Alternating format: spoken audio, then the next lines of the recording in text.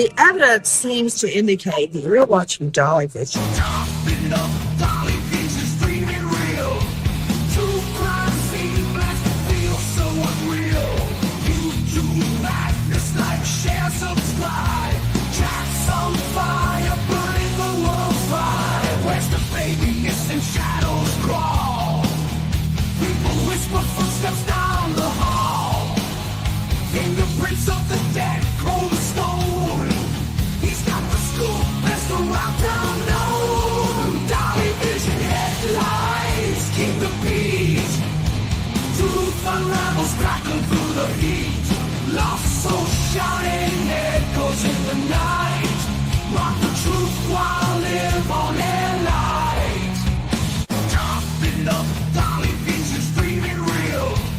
True crime scene blast feel so unreal.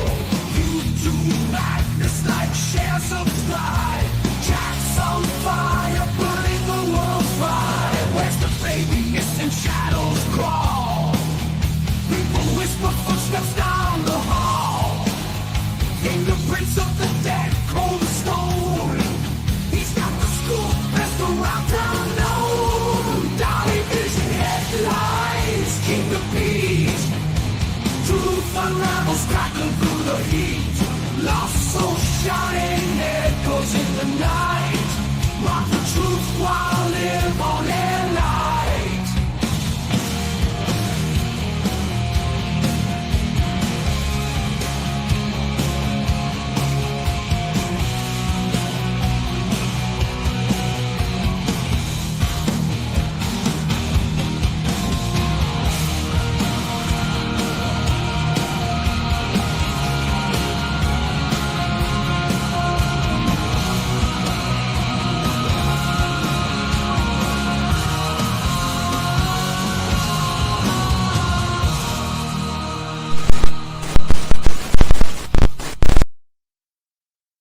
What is up, all my beautiful true crime junkies out there? Late night true crime junkies.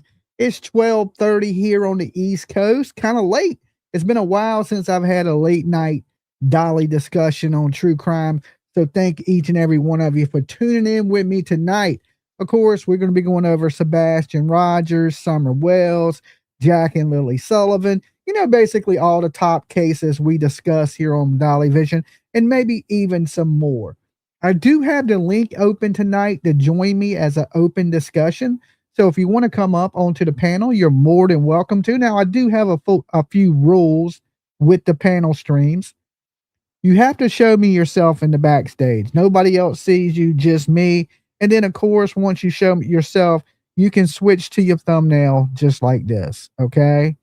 And nobody can see you. It's just so we don't get porn bombed, or I know it's not a troll. So if you want to discuss the case, you're more than welcome. The link is pinned at the top of the description to get into the backstage area. Same thing as a phone call, but it's just more of a group setting. If you want to join, you don't have to, but if you decide you want to come up and discuss some of the things that I'm discussing, you're more than welcome to. Okay. But with that said, I still need you guys to leave your DNA and your fingerprints all over the like button. Okay. You never know. You could go missing. And the only person these days that's going out searching for people, it used to be JLR and a whole crew of people. Now it's just Dolly. You only got me. Okay. But believe it or not, I believe I'm the best one to look for you anyway. So go ahead and hit that like button, or you can take your chances in the wilderness. Okay.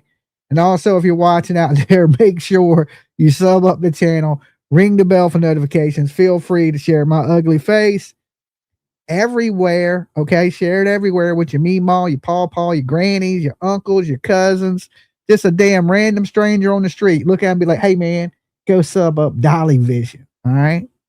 He's on a journey to try to hit 100,000, and he can't do it without the help of everybody. Okay. Everybody. He needs everybody's help. So, you know, some of these cases are crazy. We just seen basically Daniel Martell get locked up, but he's out. Nothing good ever happens, right? I was hoping they would keep him.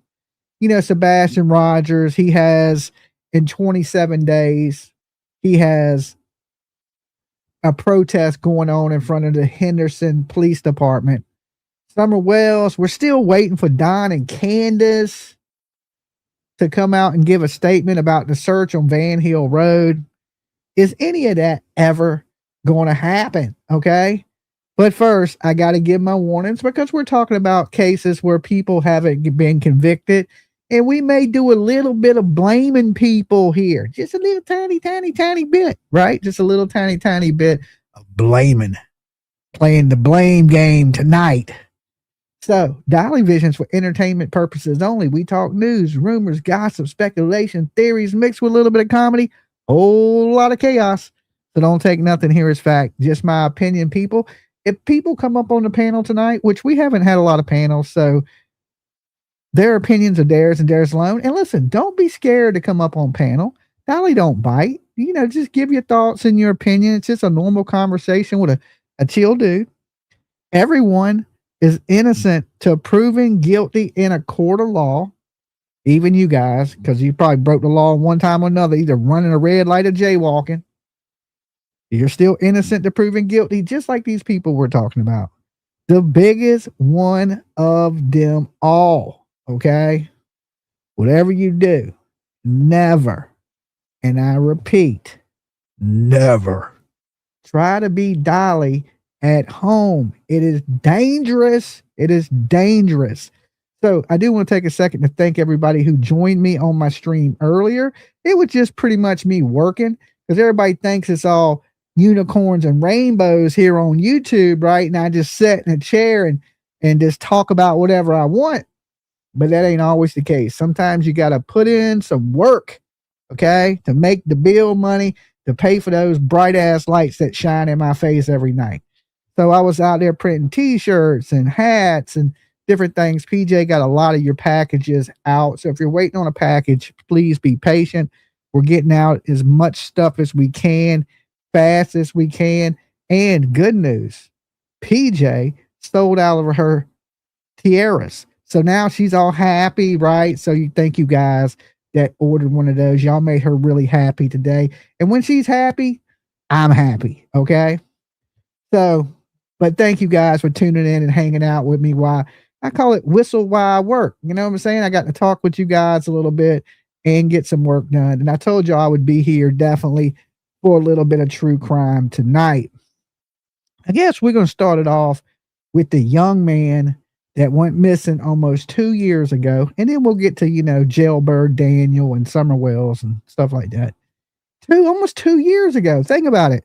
1 month from now, it's been 23 months in a couple days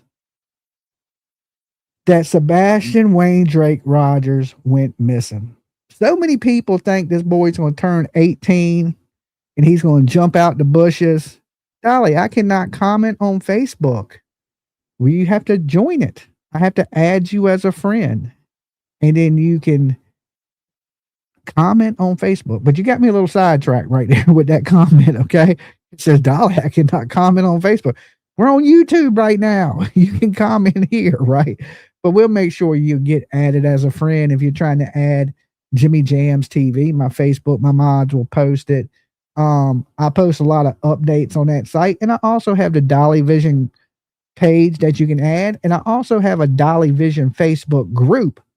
So there's a whole lot of ways to keep in touch or up to date with what is going on here at Dolly Vision. Okay. I try to make myself accessible as possible to as many people as I can. The Jimmy Jams Facebook group only holds 5,000. The Dolly Vision one holds 5,000. And of course, the Facebook group can hold, you know, as many people as possible. Okay. So like I was saying, 23 months ago, young man goes missing. So many people, like I said, thought he was going to pop out the bushes when he turned 18. Well, I mean, we're less than a year from him turning 18 years old. He'll be 18 years old, of course, in December. But, you know, I wouldn't get my hopes up. I wouldn't hold my breath thinking that Sebastian Wayne Drake Rogers is just going to pop up when he's like 18 and be like, here I am, guys. You know, I was on a journey. I went, you know, I joined a missionary and became a Buddhist. I don't think that is going to happen. You know, I could be totally wrong in this whole scenario, but I don't think I am. Okay. Is PJ going to get more tiaras to sell? I want one. Okay. Well, yeah, she's going to call the distributor. She bought all that they had in stock. And if she can get more, she will have more. So there's a certain one that she likes, and that's the one she's been selling.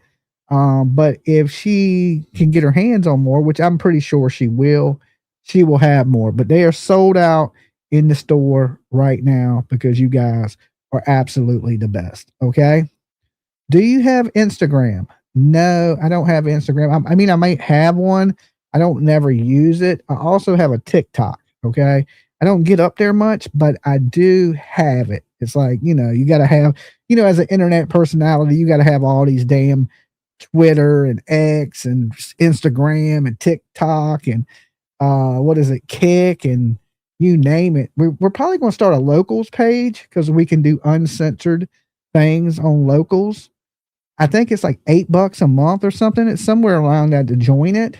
But we are going to end up starting one because I really like the concept of uncensored Dolly because, I can't really 100% be myself here because we have rules and regulations that we got to follow by, right? To keep everything, Dolly's pretty family friendly here, right? But, there's times I want to say some things or tell some jokes that are really inappropriate for YouTube. So, and that we're going to do a lot on other platforms, but we are going to be doing some things on other platforms because of the rules here on YouTube. They don't really like a whole bunch of giveaways and stuff like that.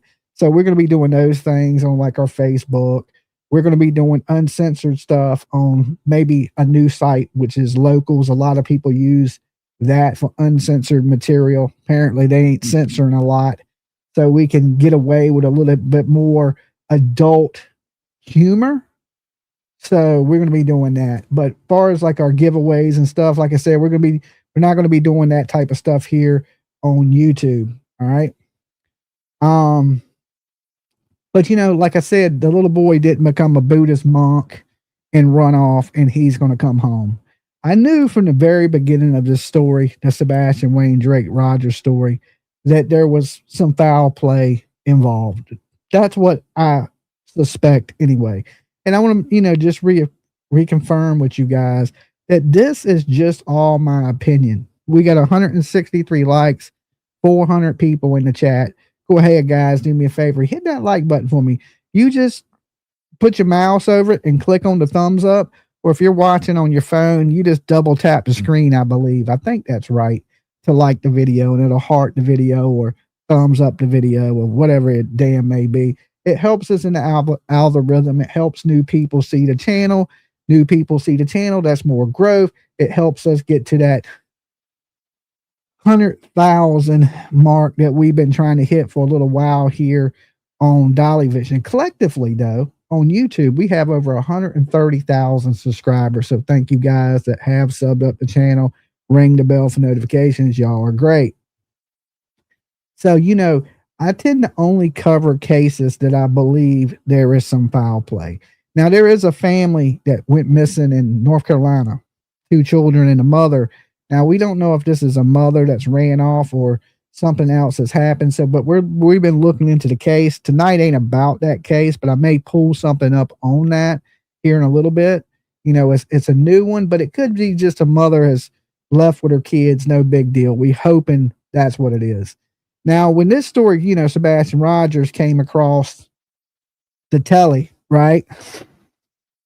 It was basically everybody was covering Riley Strand, a young college boy that went missing in Nashville after a night of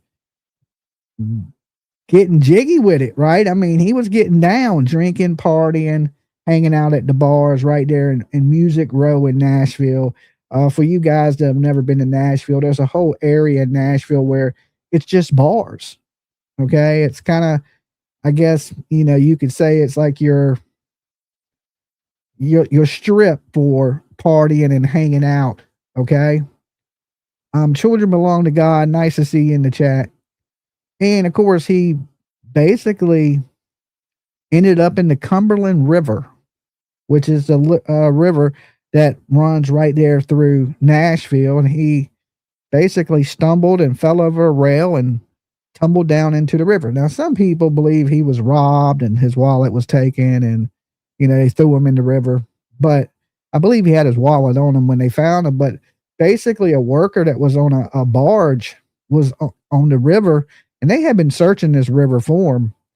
But that morning, I guess his body had surfaced. Rest in peace to Raleigh Strain, and prayers to his family still. And of course, they pulled him out the water, and still people speculate about how he may have died. But it appears that he basically, famous country music singers bars. There you go. That's a good way to describe Music Row.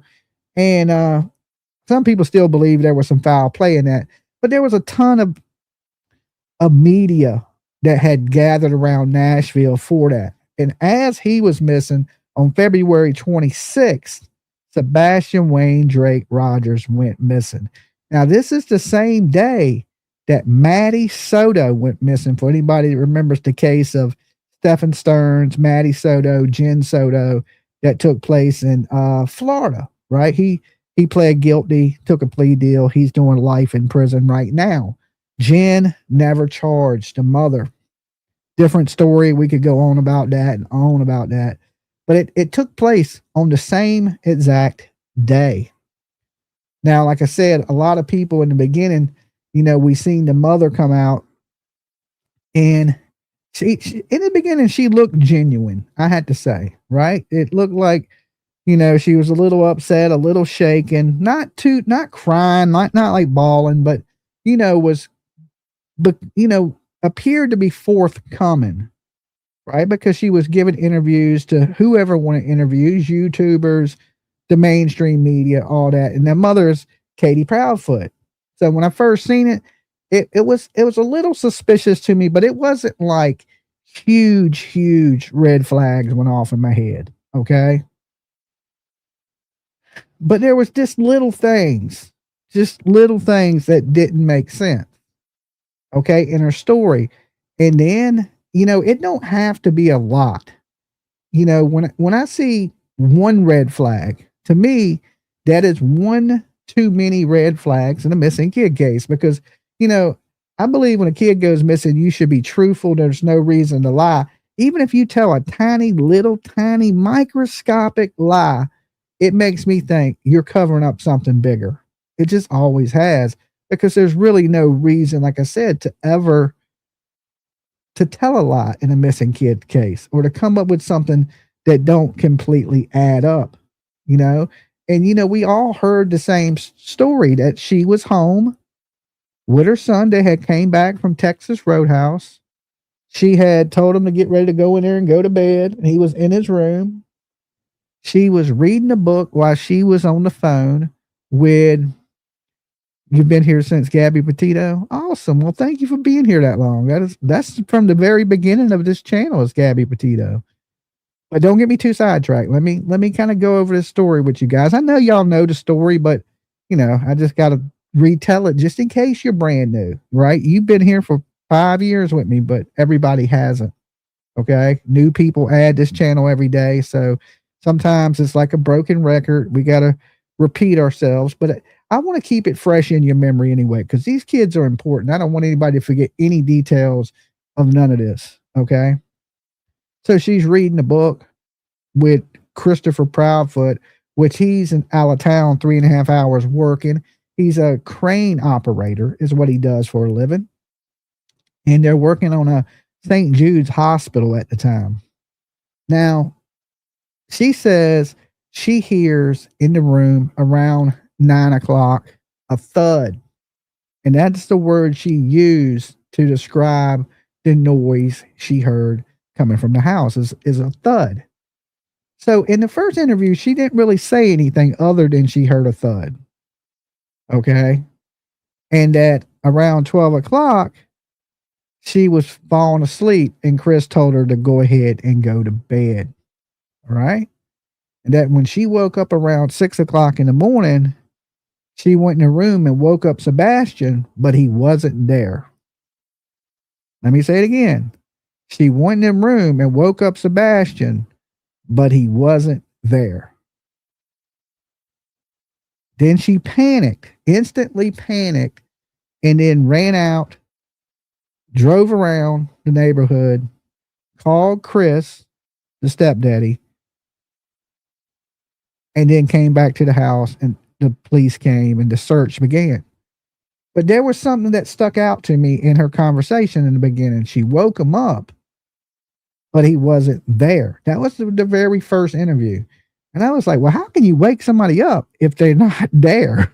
Right. And they're already awake. They're gone. Right. Or they're somewhere else asleep. They can't, and we could chalk it up to, maybe Katie Proudfoot misspoke. Sometimes when you're nervous and you got a camera in your face, you can misspeak. A lot of people don't realize that. But you know me, I speak in front of the camera every day. So usually cameras don't bother me. I can speak naturally and, I don't misspeak a lot.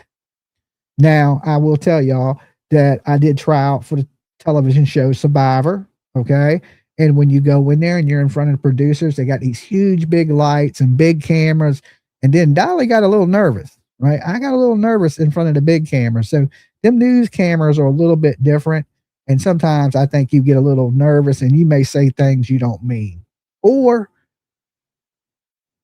it's some type of slippage. She's lying and her brain is kind of buffering and she's, it could be either or, right? So instantly I've noticed that. And it boom, it was a red flag. It wasn't a huge red flag, right? Because did the mother just misspeak, right? It happens.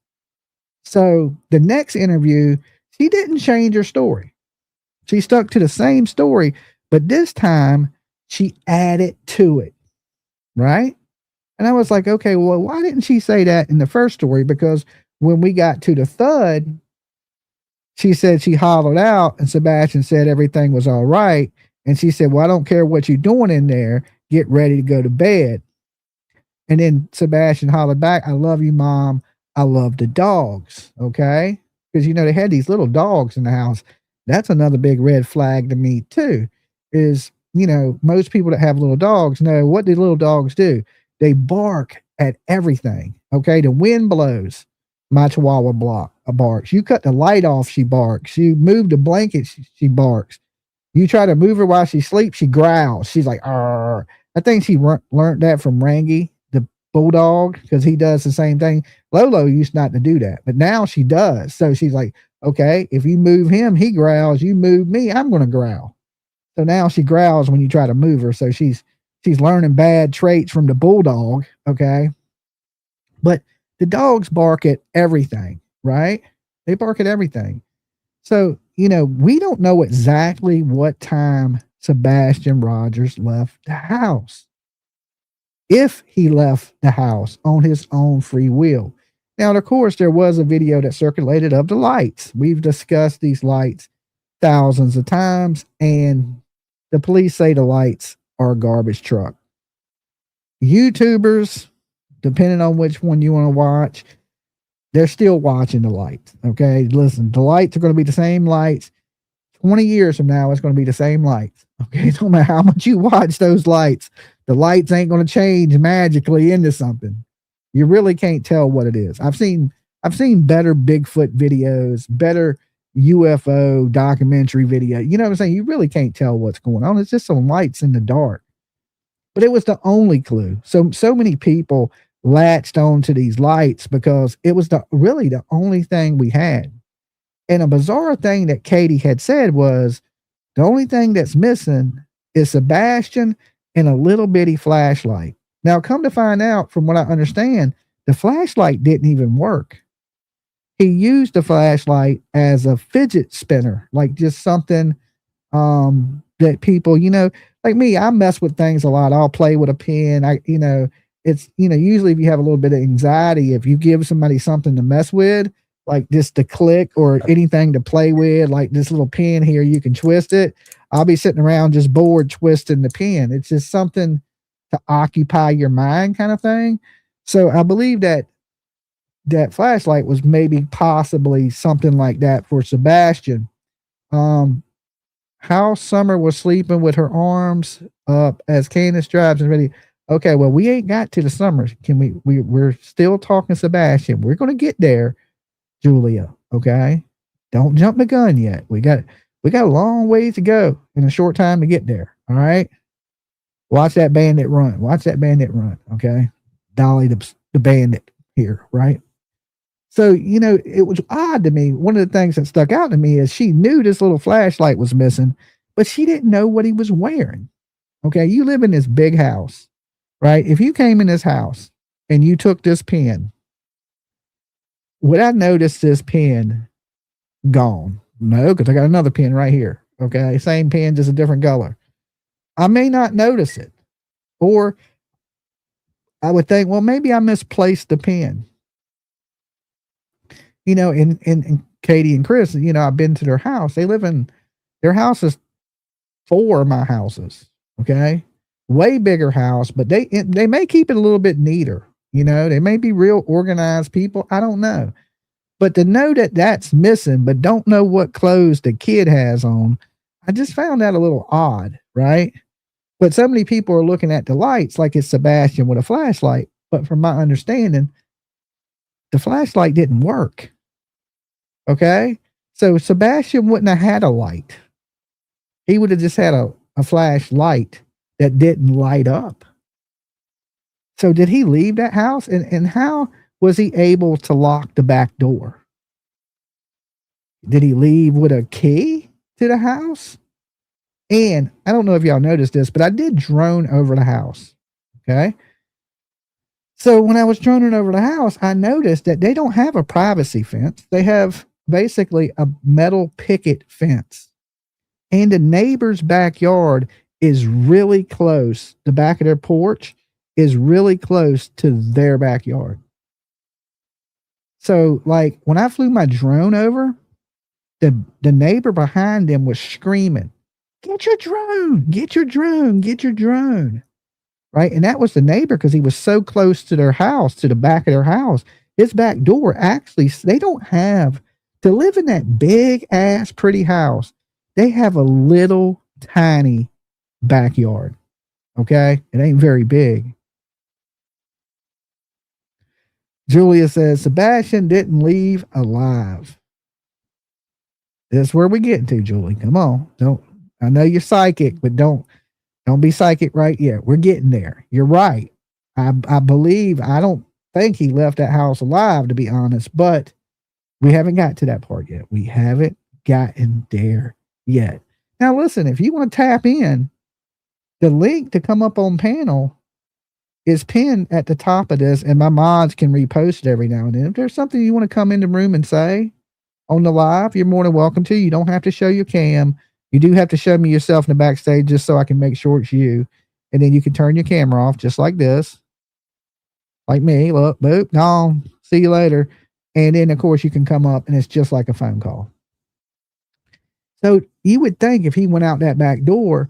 Now, I don't know if the neighbors back of their house have motion lights. That is something I like to, you know, for somebody to possibly check out. Because a lot of people's houses in the backyard have motion lights.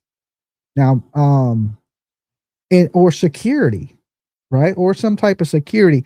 It's so hard to believe in a neighborhood that houses start at, I mean, the low end is Chris and Katie's house, and that's a $700,000-$800,000 home. Okay. There's hardly very little security in that neighborhood, or what security there was and cameras there was didn't pick up anything. Now, it did pick up, you know, there's some rumors that it picked up some shadows, and these shadows were possibly somebody walking a dog. Now, people in these nice neighborhoods, of course, they got to let their dogs out at night, even me. And people be walking the dogs late at night so they can go to the bathroom usually before they go to bed. So, but there was nothing that absolutely picked up Sebastian. Nothing. Okay. So many people want to go off with this construction site or this retention pond. Okay. I went to both. I went to both of these places when I was there in Hendersonville, and there's nothing there. There's no reason to go to them. When you think construction site, you think of, what do you think of? Houses being built or a building being built. But this was nothing. It's just red clay, completely flat.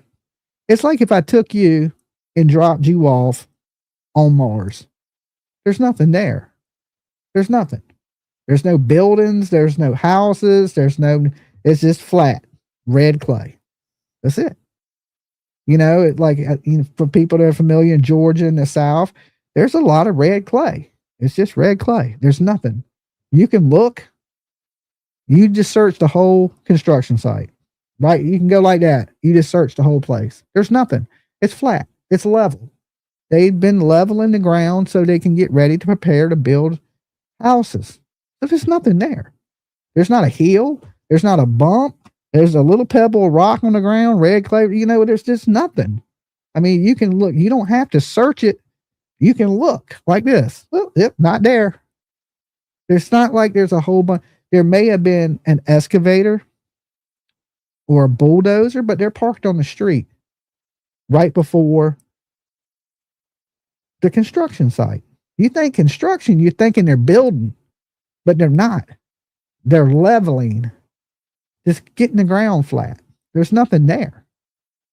So there's really no reason for Sebastian to go to nothing. Like, oh, I'm unless he's just wandering around.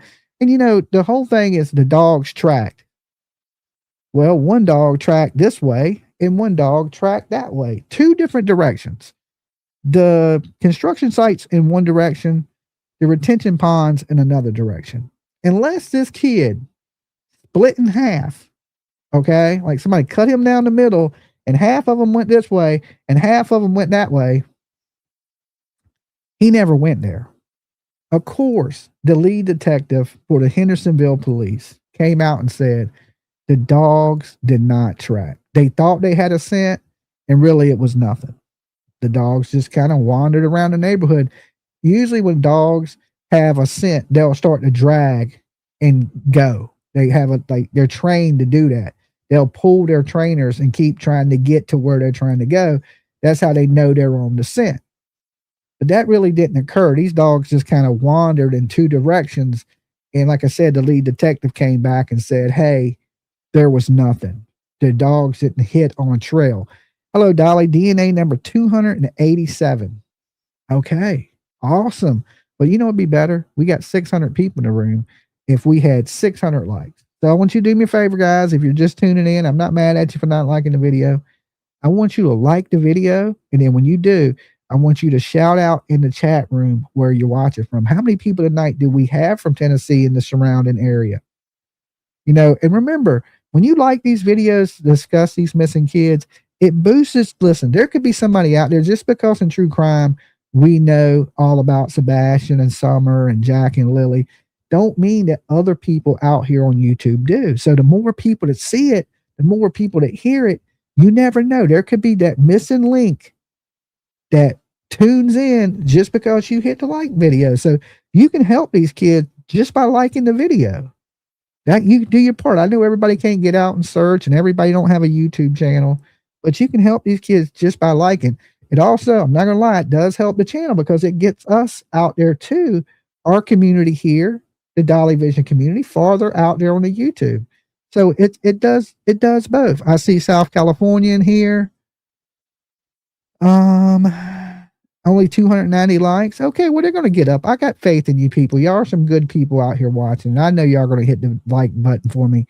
It's like at 66. West Coast, USA. What's up, West Coast? Good to see you. Robertson County in Tennessee here, not too far from Hendersonville. Okay. Pennsylvania's with us. Good to see you, Pennsylvania. But think about that though. It wasn't out there. The dogs can't pick him up. That is absolutely right. That's what I'm saying. Listen, I don't think these dogs, Arkansas is with us. Thank you, Arkansas, for being here. Sometimes these dogs are good and sometimes the dogs are not so good. Minnesota, good to see you.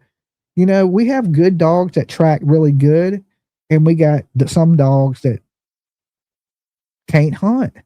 Okay. Have you ever heard that dog can't hunt? All dogs ain't good tracking dogs, right? Even if they are a tracking dog, they're not always Ohio's with us. They're not always good. They have to be retrained and retrained and retrained to keep those noses fresh. You're in West Tennessee. I see Cali, Oklahoma, Southampton County, Virginia. Okay, you my neighbor. We broadcast from the 757 Hampton Roads area of Virginia. So good to see my Virginia people in the room with us. Oklahoma's with us. Old Red. Yeah, some dogs are good. You know, every dog ain't Lassie. Okay. And we've seen this in different cases where dogs have walked right past dead bodies. We've seen it in Gabby Petito. Remember the girl that said, Dolly, I've been with you since Gabby Petito. There was 100 dogs that walked right past Brian Laundrie's body. I hate to say it, but tell me I'm wrong. There was 100 damn dogs that walked right past him. Like, you know, he's bones. But I mean, you would think, hey, Sparky, get the bone. And Virginia Beach, cold as hell. Triple D is in the house tonight. What is up, Triple D? It's good to see you. You need to come by sometime, man. I ain't seen you in a good minute. We ain't going to live forever. You know what I'm saying? Stop on by. Don't be a stranger. Yeah, I mean, 100 dogs walked right past Brian Laundrie during the Gabby Petito case. And, you know, I lost a lot of faith in these tracking dogs during that time, right? Just a lot of faith in the tracking dogs. I'd be like, how could they not? I mean, he's laying there decomposing and the dogs can't smell him. He's not buried in the ground. He's just laying there. He unalived himself, right? And they walked right past him. For you guys that remember the Hatfield McCoy Museum, they were trying to find that guy in the woods, and canines had been all out in the woods and couldn't find him.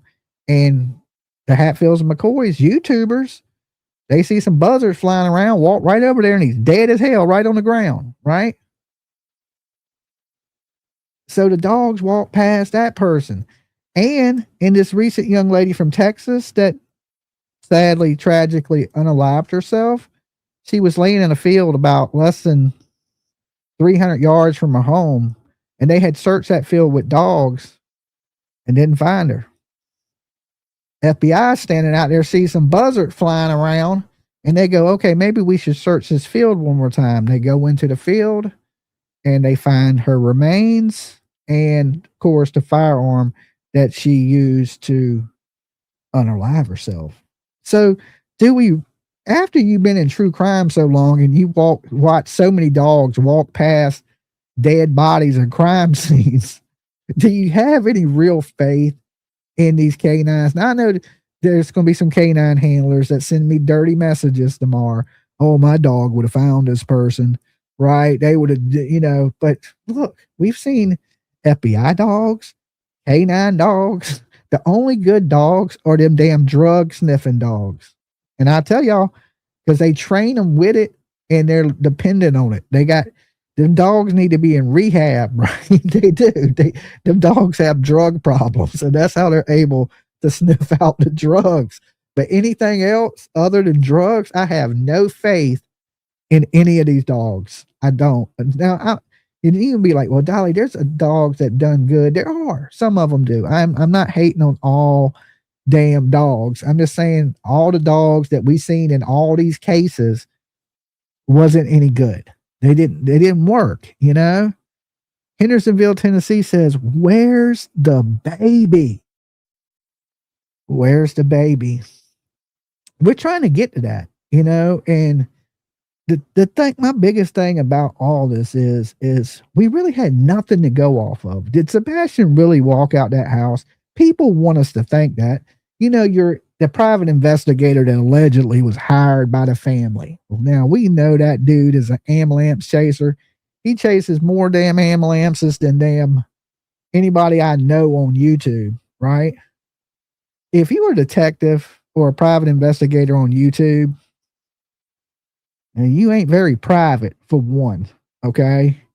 And we see these people that try to insert themselves into these cases just so they can get on the news, right? Just so they can be a expert witness on court TV or Banfield or Nancy Grace, and you see them all up there all happy and shit, right?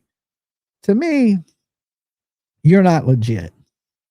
And I don't look at these private, and they may be legally private investigators, you know, have a certificate, went through the classes, but it ain't like it's terribly hard to do that. I mean, you're not a police officer, you're not a detective, you're not none of these things. You went through a few day course and you got your private investigator license. That don't, to me, don't mean jack when I've seen you standing beside a body that you didn't find. So this person inserts themselves into the case, says I was hired by the parents. You know, you pushed up on them people, right? You pushed up on them and you started to run a narrative making it look like Sebastian left at home. And then you wrote up the stupidest report I have ever read, 37 pages of just ignorance, and want us to believe that these suspicious people that don't act like the parents of any missing kid we have ever seen are innocent and they're being treated wrongly. That's what this person was out there doing. He was pushing a narrative, you know, and, you know, in this case of Sebastian Rogers, there's always been, yeah, it was like 37 pages. It was super long, right? Remember when we read it, it was like, oh my God, this is horrible. Like, you know, he was saying there was bodies in the lakes and shit. And listen, there were bodies in the lakes. Don't you think the police would be out there pulling bones out the lake? It was ridiculous. Just complete ridiculous. And it was just, you know, to try to take some of the attention off of the biological mother and the stepfather of Sebastian Wainwright Rogers. Now, I never really thought Seth had anything to do with the disappearance of him. Now, listen, I could be wrong about that, right? But, you know, everything ended up divided into two teams. The green team, right? Oh my God, that was something else, right? The green team, that was a whole bunch of winners right there, wasn't it? And then what I like to call the orange team. You know, I call them the orange team because when you go to jail, you usually wear the color orange, okay? It depends what state you're in, though. Depends what state. Some other states wear different colors. Like Georgia, parts of Georgia wear green. But here in Virginia, you wear orange, okay? Low-level criminals wear orange. If you're a threat to security in the jail, you wear red. But it goes by, like, you know, hot colors. So if you're orange, you're okay. But if you're red, you may assault a deputy, right? So I always called them the orange team because, you know, I think some of these people might need to be in jail, okay? And they didn't really have a team. They didn't have a name for their team. They didn't have team colors. So I just kind of like assigned them a name and colors, like, because you had the green team, you got to have the orange team, right? So, but needless to say, there was no proof that Sebastian ever walked out that house. There was no footprints. There was no dog scent. There was no nothing. And it's odd because he lived there, right? But did he get to go out and play much with the other kids? I came in on the Austin Drummond case around August. Awesome. You know, the Austin Drummond case, there's still some things with that are bizarre. I don't know if this is the time to talk about it, but, you know, I was the only person to guess that right. Right when they first died, I said it's gang related and it's 4 people. And come to find out it was gang related and they arrested 4 people. I was thinking, damn, my spidey senses are on. And if nobody believes that, go back and watch the Austin Drummond videos. Just for some reason, I had this weird feeling of that. And I was just right as could be. But, you know, of course, he was an informant and he was informing the police why he was doing these things. There's some people that think that there's more to it, to that story. But like I said, I'm not going to go into that here today there, Amber. But he may be one of those people. I don't know. But like I said, I don't think that kid left that house that night. I don't know completely what happened, and I don't think any of us do it because none of us were there. We can only speculate to what might have occurred in that house. But I want to point out one thing that was I thought was really powerful. Not that I believe Seth, okay, because Seth has gave inconsistent statements himself. He came in here and said, Dolly, I seen the lights. The lights are a garbage truck. The police showed me the whole video. I seen everything. I know for a fact it's a garbage truck. It ain't got nothing to do with Sebastian and a flashlight. Okay. Then he gets up with TikTok Tony. Anybody remember 1202? He's been MIA. We might need to put a missing poster out for TikTok Tony. He's been gone for quite some time. Then once he got around, TikTok and Betty and the corpse that wears too much makeup on YouTube with hair plugs, he started like saying, oh, the lights and stuff again. And then of course you got people making light videos for 6 months. But right here in this channel, live on this channel, he came in and said he seen the video and it was a garbage truck. He knows for a fact it was a garbage truck. But then as soon as he leaves and gets around some winners, he starts changing his story. So, but Seth went on to Nancy, the greatest true crime woman on the planet, right? Aunt Nancy. And he did a lot of technical tests. The first test came back inconclusive because he was falling asleep because I believe he was on, some meds. Because remember, Seth hurt his shoulder, or he can't search. He's injured. His shoulder hurts. Well, does your legs hurt? Or your eyeballs hurt? I got a hurt shoulder right now. I could still go out and search today. But I think he was on some medications and he kind of nodded off or something while he was taking the test. He fell asleep during the damn lie detector test and it came back inconclusive. And then he took another one and he told the people, they asked him what he thought happened to Sebastian. And he said he thought Katie may have over medicated Sebastian and Sebastian may have passed away. Why on this world would Seth say something like that? Okay. Why would he say that? Had she over medicated the child before? Like, because, listen, Seth was with her for years before Chris, right? 8 years ago, 9 years ago, they were together. And of course, Seth wasn't the most go to work type guy. So Katie had to go out and basically make the bread. She joined the Navy that way, healthcare, financial security, things like that. And then once she was independent, she was like, F this guy, right? That basically is what happened, right? And but he was with her. He would know, like, did it come times where Sebastian was rowdy or doing things and she gave him a little something extra to help him sleep? Because listen, when they put out the Amber Alert on Sebastian, it was because they were basically lied to, the police. Now listen, I don't think it's a bad thing that Amber Alert went out for Sebastian. But far as the guidelines for an Amber Alert, Sebastian didn't fall under those guidelines. There was no kidnapper.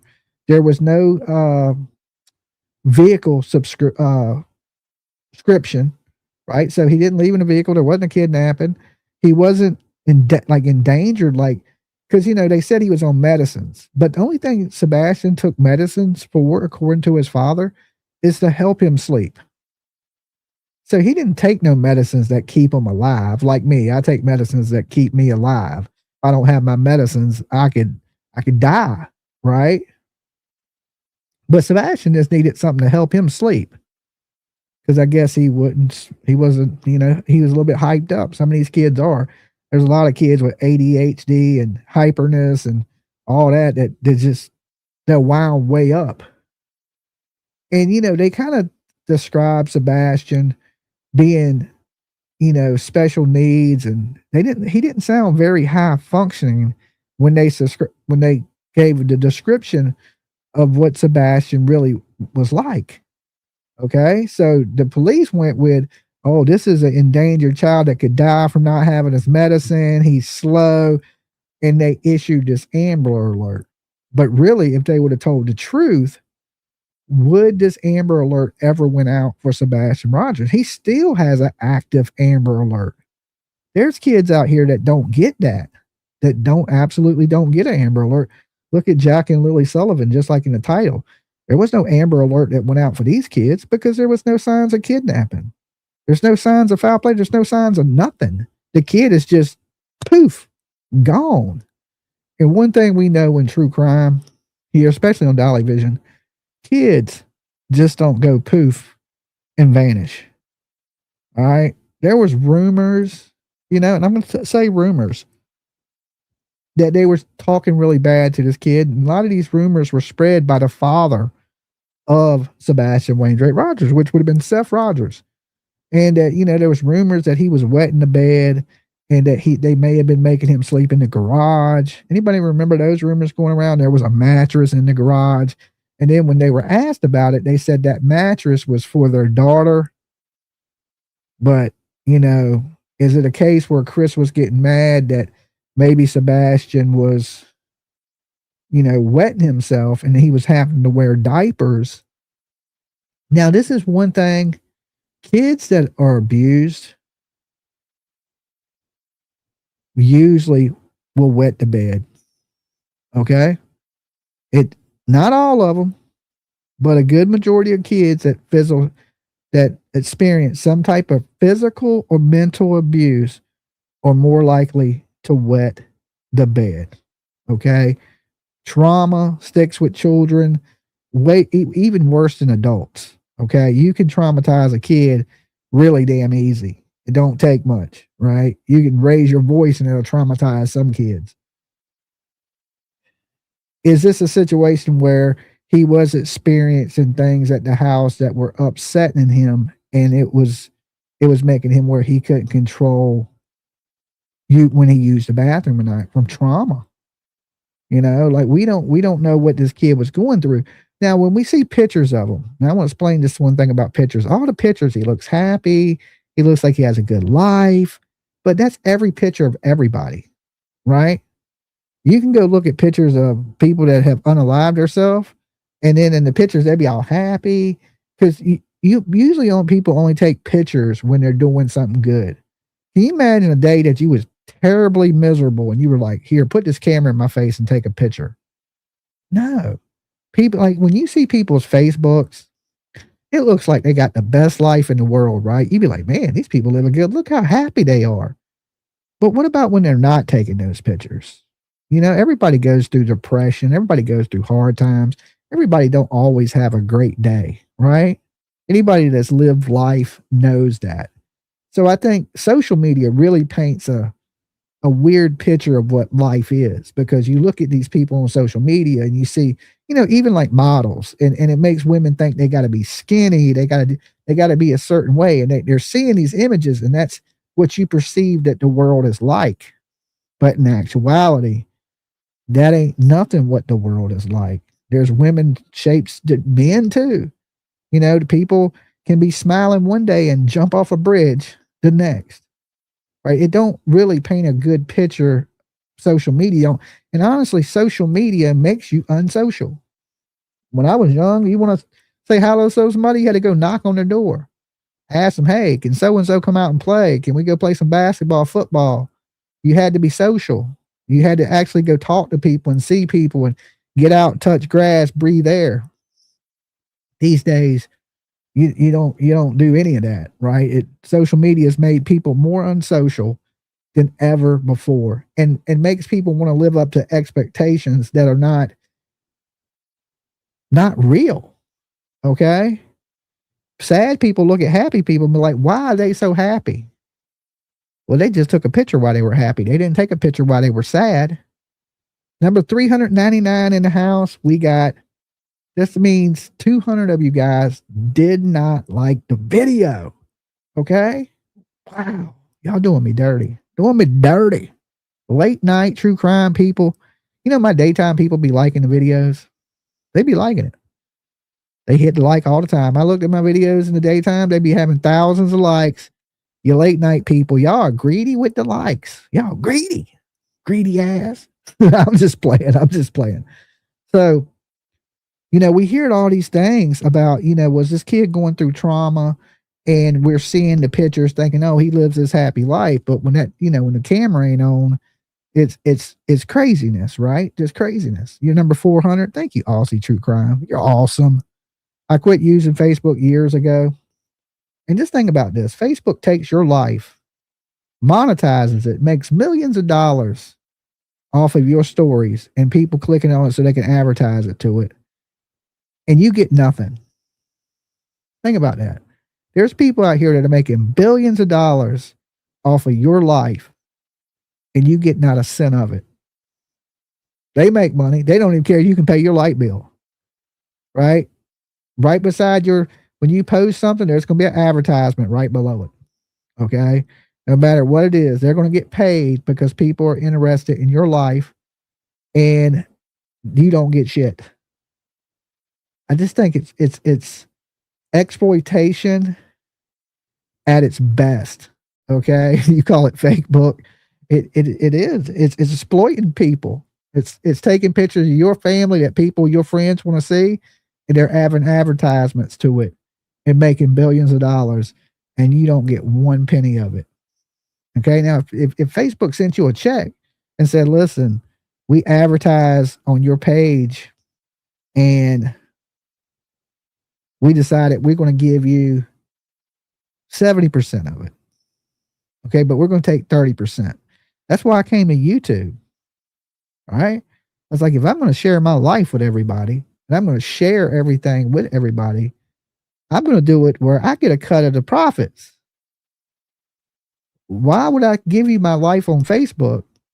You don't see very many Facebook lives from me, do you? No, I don't even post much unless it's stuff about YouTube because they don't give you nothing. They just take. They just take.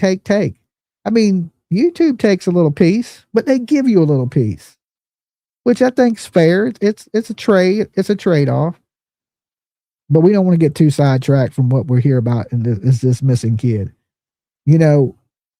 Was there abuse? And just some of the things that stuck out is, if my kid was missing, I would call my baby's mother. Okay. I'd be like, hey, have you seen our daughter, Tiffany? First, before did you pick up Tiffany? Have you seen Tiffany? Have you heard from Tiffany? When's the last time you talked to her? But she didn't do that. Katie didn't do that. Okay. Now, would I call PJ and be like, PJ, call my baby mama and ask her, tell her that Tiffany's missing. Knock on wood, that never happens. Okay. No, I would do that myself. Right. I would do it myself. I would reach out and be like, hey, have you seen the kid? Because maybe there's a possibility that Seth got off early and came by and picked up Sebastian to take him to breakfast, take him to school. I mean, it is his parent, There's times where, that maybe I picked up Tiff early from school when she was a baby. So, and maybe her mom wasn't aware or didn't know I was going to pick her up. So you have to communicate as parents. And then there was a lot of lack of communications there. And then plus, of course, this is one of the biggest things of it all is, we see them in the beginning, they're sad and they're talking about how much they wanted them home and how much they loved them. And I'm sure they may, some of that may be true, right? But then come to find out when they got mad and the skeletons started falling out the closets. And only because they were angry at each other, we wouldn't even notice that they were trying to put Sebastian in a home. Because I'm thinking, why would this child run away if he has such a good life like they're painting? Okay. Usually kids don't run away from good lives, right? They usually live at home till they're 35. Kids that have good lives, you can't even get them out. You can't even blow them out of the house with a stick of dynamite. Usually kids that run away are kids that are being abused at home and their life sucks. And look at Maddie Soto. I'm going to use her as an example. Remember, she was writing in her diary that at 13, she was going to go live in the woods like an Ewok. What 13-year-old girl wants to live in the woods instead of be at home with their family. I'll tell you, a little girl that's being abused. So if he was, let's just say this, if they was abusing him, that would give motive for him to want to run away in my mind, right? Because if you happy and I got PlayStation, I'm eating good, I ain't going nowhere. You start treating me bad, even as a dog, I might run away. You know, my kid came over here talking about, hey, we're going to put you in a home. I'm going to be like, well, good luck finding me. I'm clearing out the bank account and I'm gone. I'm out of here. I'm being damn Cali somewhere, sipping a margarita. Good luck finding me, right? Good luck finding me. So it made me think, well, you know, there's that possibility that did he run away? But then when we look at all the evidence or lack of evidence, it makes it look like he didn't run away. And the biggest, this is no explaining this. I don't care what this woman says. There's no explaining this right here. This is the nail in the coffin. Okay. Does anybody know what it is? The one thing she did that cannot be undone, and no mother on the planet would have done it. Anybody in the chat answer that for me? Let's just see if y'all know. One thing that a parent would never do, and she did this. And it kind of blew my mind. I was like, there you go. Who said that? She left. There you go. Becky said it too.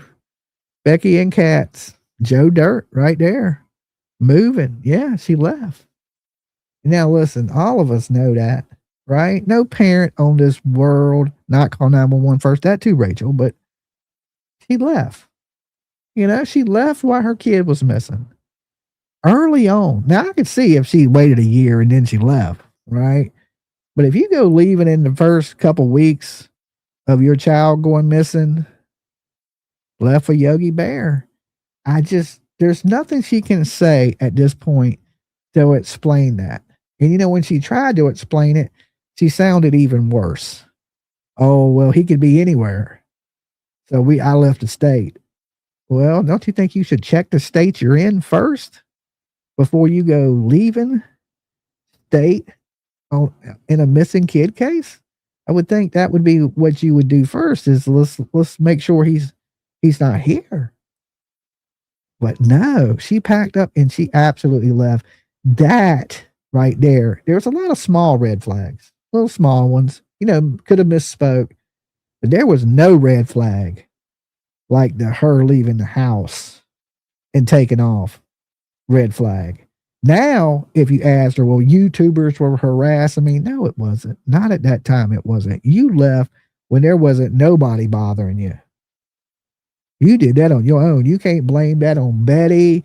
You can't blame that on JLR, me, none of that. You can't do that. We ain't even having that because we watched you do it, right? There wasn't nobody going to your house, knocking on your door, camping in front of your yard, nothing. Damn, Leilani Simon didn't even take off from her house. Okay, she stayed there, waited to go to jail at least, right? Your ass packed up and left.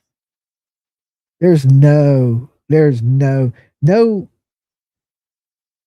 loving, caring, compassionate mother on this planet. I'm talking about, you can go to damn Zimbabwe, you can go to damn anywhere, damn, you can go to Iraq, you can go to damn, what country we at war with right now? You can go to Middle Eastern countries and they wouldn't do that shit where they chop your head off. They wouldn't leave their damn kid. All right. Right here, she left the house and no one in their right mind would leave while her son was missing. Absolutely. Right. I don't care. Like I said, you could be in a third world country. Iran. There you go. Iran, Iraq. You could be in Somalia. The pirates wouldn't leave their kid. Okay. Just ain't happening. It's just like, it's one of those things. There's no real explanation for that. And the more she tries to explain it, the worse she sounds. Well, he could be anywhere. So I just went to Yogi Bear campground. Like the kid ran away and was like, you know what? I'm going to leave the state and go to Yogi Bear Campground. Hopefully my mom and stepdad find me. Says no missing kid ever in the history of missing kids. That right there was so damaging. And I think, they were getting a hard time from the internet anyway, right? Because, you damned if you do, you damned if you don't up here, right? But when she left, oh my God, everybody, Betty showed up, right? But she was 3 months late, right? Betty acts like she was there from the beginning, but anybody who's been following this story, Betty car was broke down. She got there 3 months late. So they can't blame it on Betty who was harassing them, because people that really followed the case, remember, Betty was broke down. Her car was messed up. She needed a paint job because Dolly stood on top of it. Y'all remember she said that? Oh, I had to paint my car because my paint was chipping. All right. Because Dolly stood on top of my car. Lies. You just needed some money. You know what I'm saying? You figured people would donate because they hate Dolly and you would get some money. I did stand on top of her car, but I didn't chip up her paint, right? Like, make good sense. And that's just the top of your car. Okay. Who looks at the top of your car anyway? Is that a reason you can't cover a true crime case because you got some chip and paint on top of your car? And she told me I could stand up there. Okay. So don't blame me when you gave me permission to stand on top of the car, and I was standing on top of the car so I could see over the fence. Ain't my fault I'm short. Okay. It wasn't like I was standing on her hood. I was standing on the back of the car, and I was standing on the hard part. I wasn't even in like the middle. So, but anyway, the moral of the story is Betty wasn't harassing them, right? She didn't start messing with them until she got into that altercation with the Bauer socks. Anybody remember? She was riding around and she ran up on that old man. I thought he was going to have a stroke. Why are you following me? Like, she should have never done that. She should have just, and he was filming her, and she had a problem with being filmed. But Betty is quick to throw a camera in your face and videotape the shit out of you, right? But then if you videotape her, she gets mad.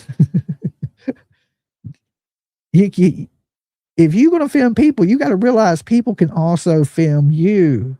If you're going to stalk people, they can also stalk you. You know what I'm saying? It's like when people were coming up to me out there and videotaping me, I wasn't getting mad. Okay. I laughed about it, right? I laughed about it. The one lady, the Bobby lady, came up to me and she was like, just be respectful to the families. And I was like, I'm always respectful. You must have me mixed up with somebody else. And she said, are you Dolly? I was like, damn, she got me. I'm made. You know what I'm saying? My reputation precedes itself, kind of thing. I was just thinking, maybe this lady don't know who I am, but nah, she knew exactly who I was. And I just kind of laughed to myself. I didn't get mad. They were videotaping. They were following me around.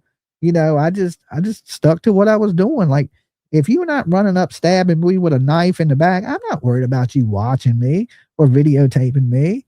I videotape myself all night long. Y'all people see me all the damn time. So I don't care if people are like follow me around and videotape. It don't bother me none. I'm still going to drone. I'm still going to search. I'm still going to do my thing.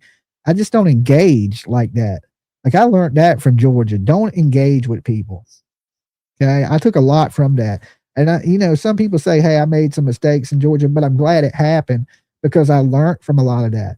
Because later on, I was like, when people say shit, I'm like, don't even let me get into it with them. So I don't engage, or I try to de-escalate the situation. You're wrong. Shut up. Get away from me. Right. And we've seen that over my course, that I don't start fighting with people anymore. I don't start arguing with people. Right.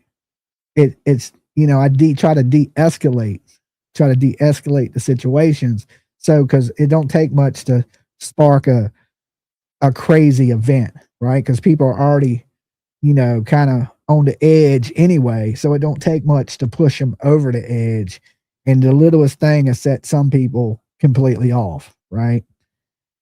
So, to me, like, there's no excuse for her basically abandoning her child. It's super neglectful to me, right? Listen, if you're not out looking for your kid that's missing, you're not out putting up flyers, and I don't know what she's doing in private, but publicly, I'm talking publicly. You're not searching, you're not putting anything, prayer vigils, any type of, gatherings together for your kid. You're not trying to raise money for searching or anything. Is that neglect? I think it is. I think you're neglecting your missing child because you owe it to this child to get out and search for them and do your best as a parent to try to find your child. So I look at it like it's neglect. And if you're neglecting your child now, you most likely was neglecting your child then. Show my comment on the TV screen now. James, have you lost your damn mind? Have you lost your... You know who I am, James. James. Right? Listen, there's one thing you don't never do here on Dolly Vision. You never, ever try to be me at home. Okay? First, that's rule number one. Second, you never tell me what to do. Okay? You never tell. You could have been like, hey, Dolly, will you put my comment up on the screen? You could have did that. You could have been polite and nice and asked me like, Dolly, I want you to see this. You need, if it's something important. But you never, ever come in my room and tell me what to do. Are you my daddy? If you are, I want back child support, and then I will put your comment up on the screen. But till I get some back child support, dude, you can F all the way to off. Okay? You can F all the way off. That ain't happening. All right. That ain't happening. You be nice and respectful like a good human being, and maybe Dolly will show your comment. Okay. But hey, slow your tone. Okay. You may not mean nothing by it, but be respectful when you type. Okay. Or when you talk to text. At least $100 super chat. There you go. Right. That would make me feel better about the no child support I never got as a child. Okay. All the things I had to do without because my dad was a deadbeat. Okay. I had to get a job young. Right. I don't hold no grudges. But hey, since you here, you might as well pay up now. You might as well pay up now.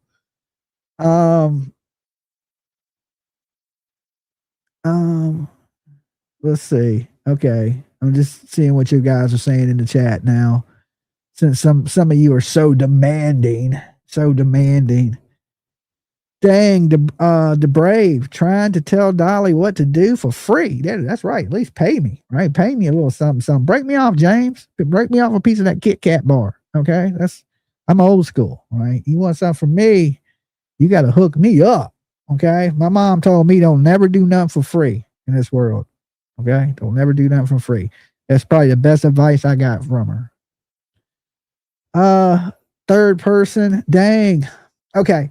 So, there's no explaining the whole leaving your child thing and the whole thing of not really doing your best job to find your child. Now, of course, you ask them, are you doing the best to find your child? And I'm sure they would tell you, yes, we're doing everything we can. But I just don't see it. My personal opinion, right? That don't mean they're not doing things. I'm not saying that they ain't. They could be searching every day behind the scenes and we don't know about it, right? They could be doing all kinds of stuff that we don't know about. But publicly, what we do see out in the public is very, very little or nothing. You want to sell your what lights? LOL. What did you try to type, Dave? The only thing Dolly does for free is go to the bank. There you go. There you go. I don't do a whole lot for free. I just don't. It's one of those things. I was raised right. Okay. No, I do stuff for people all the time out of the kindness of my heart. If you're good people, but I hate really. I do. I hate it when people try to tell me how to run my channel or Dolly, you need to do this or you need to do. You can suggest it to me, right? Because I'm a grown ass man. Dolly has to eat, y'all. That is absolutely right. And that's how I know you've been watching the channel. Right? That's how I know. Like, you already know. She split. he'll have his daughter or his wife do it. So, where's this boy at? Okay. If you got these people that, or let's think about this scenario. The child did run away and they're relieved. And they act like they want the child back, but they don't. But here's my problem with that. Don't you think if Sebastian would have ran away, somebody would have seen him? There'd have been some evidence. There would have been a dog trail. There would have been something. You know, and the kid was smart enough to go to the bus, get on the bus, get off the bus, go home, cook himself dinner. He took care of himself basically by himself at Seth's house. Seth worked 14 hours a day. Okay, so Sebastian would be there, cooked his own dinner, played video games, hung out, did whatever he did, and was fine. Did your girl get her Harry Styles tickets? No, not yet. She's been blowing me up about them Harry Styles tickets. She tried. She's going to end up going. Don't worry. Tiff will be at Harry Styles. I know she will. She ain't a quitter. She does have that in common with me. She's my kid. She is a driven young lady. Okay. Tiff works her ass off. She's reliable, on time, pays all her bills. Tiff's a good kid, right? Well, she's a grown woman. I keep calling her a kid, but she's still my baby, right? But she's good. Like, I don't know what I did. Or her mama's crazy. We both crazy. I don't know how Tiff ended up so normal. You know, so Tiff, she'll be there. She'll make it work. I have faith in the kid, but I like hearing I like hearing her struggles. And that ain't really a struggle. You know, if your daughter's biggest problem is, can she get tickets to see Harry Styles or not? You know, I think life is pretty good, you know, so I raised her right. She's doing good, and I'm sure she'll be at that concert and have a good time. She got that from me, though. I used to love concerts. Jamie, I think you're the first person on the Blessed Express tonight. Sign me up for Dolly and PJ surprise. Okay. I can't really discuss that stuff here. That's Facebook activities. Okay. I don't blend the two anymore. So that's all on Facebook. So, you and PJ should come back to Hershey Park this summer. I will have tickets for you. We enjoyed hanging out with you and PJ. Hey, yeah. Dirty, I had fun. I like looking at all the animals with you guys. Y'all were really cool. Nice to meet you. Yeah, it was fun. Right? I think we seen all kind of, I can't even remember what animals we seen now, but I know it was a bunch of them. And usually everywhere me and PJ go, we love animals. So we go everywhere there's usually animals. So if it's the zoo or it's like when we went to Hershey Park, we don't ride a bunch of roller coasters. So we spent time with some of the viewers you see in the chat room, and we went and looked at all the animals, and they had some cool stuff at Hershey Park. I had a pretty good time. Then later on, of course, we went out to dinner with Molly Go Lightly, Molly Go Harder, Molly Go Round. Molly got so many names, right? And then, of course, we went from there to Niagara Falls and then to New Jersey. And then I had a heart attack. Okay. It all ended with Dolly having a heart attack. But as soon as I got home, too, like the next day, I had a heart attack. And, you know, I didn't go too hard. I took it easy. Like it was like, you know, it's a vacation. I didn't do anything rough and tough. You know, the last place we stopped was Atlantic City. I even won money, right? I went into the casino, put $1 in the machine and won like $200. I was like, damn. And you know, we walked around a lot, and I came back home, and you know, the next day I had a massive heart attack and almost died. Crazy, right? That just tells you, hey, you're not promised tomorrow, so live life for today. Okay, you just don't know what's going to happen. But it was cool meeting you guys, and we will come back to Hershey Park sometime and hang out. New Jersey will do that to you.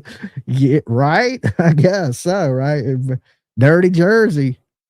You live about 15 minutes from Atlantic City. Okay, cool. Um, but yeah, basically that's how it went down, and I had a heart attack. But at least I got to meet you guys, right? Um, I remember they had like some eagles and some what else they have? Like a lion or a bear or some shit. I can't remember. It was some big ass animal. I know I got pictures. I would have to go back and look at the pictures. I haven't looked at them in a while because it reminds me of that heart attack. It reminds me of that heart. I don't try to trigger myself too much. I'm like, oh God, maybe I should have took that trip. But I'm glad it happened at home when I was, with my family, and somewhere I feel safe, because I look at this. This is my home, Virginia. So if I'm going to be laid up in ICU somewhere, for weeks at a time, I want to at least let it be in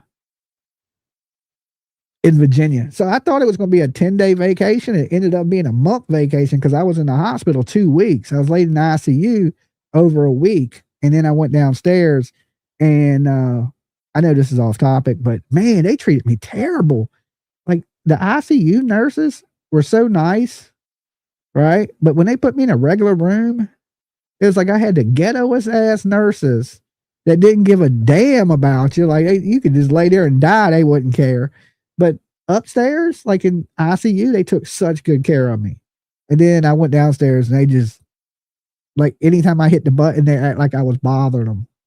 And I was just like, okay, this sucks. You do not want to be in the hospital near Atlantic City. Yeah, probably not. Right. So I'm glad, everything happens for a reason. At least I was here with, my kid was able to get to the hospital with me and things like that. The people that loved me were there.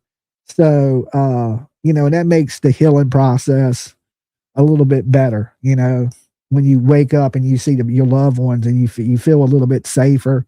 And I think it makes the process a little bit better than I'm laying in a hospital bed in like New York or something, But I felt great through everything, and I wasn't down long. I got right back up on the road. We ended up going down, right? I mean, within less than a month, I was back on the road. I was at Leilani Simon's sentencing. Okay. We drove down to Georgia. Then we drove to Nashville and went out searching for Sebastian, the young man we're talking about right now. And we searched down there for him for 2 days. And then we drove into Hawkins County, was searching for Summer Wells, Layla Santinella. We were kind of investigating the Layla stuff and Summer. So, but I wasn't down long, considering, what happened to me. I got right back up on my feet and kept on moving. So, but like I said, you never know when your time is up in this world. So, love your loved ones and give them a hug, because you never know. That could be the last time you ever see them. You can be healthy as a horse and to go out and a tragic car accident. You could slip and fall. You could have a massive heart attack, a stroke, aneurysm. I mean, there's just so many ways, like that show, A Million Ways to Die. It's true. It's true. So, just live your life the best you can. And I one thing I will take from that whole event, the vacation, the heart attack, everything is you only get one life, right? And I'm so much happier when I wake up in the mornings because I know how close I was. I died in there. I died in the hospital. They had to shock me back. So, I'm like a zombie. Is the way I look. I'm like a zombie now. I actually came back to life like Michael Jackson. They said I was doing the Thriller dance when they hit me. I said, woo, woo. I started doing the Thriller, and it's been history ever since, right? But yeah, I died on the operating table. And so I'm grateful to be here. So every day that I wake up, to me, is absolutely a blessing, So I get one more day with you beautiful people, and one more day in this awesome world that is super beautiful. Like the skies are bluer, the grass is greener, and I just appreciate it a lot more than I used to. It's a great live tonight. Well, thank you for being here for 15 months. That is awesome of you. Okay, so did that kid ever leave that house? I know we've been talking for an hour and a half. I don't think so. I think the only time anybody left that house was that morning, early that morning, and that car was parked in the garage and was drove by Katie Proudfoot. Now, the grandparents, the Bowersocks, they have a similar looking vehicle, almost the same car. Okay.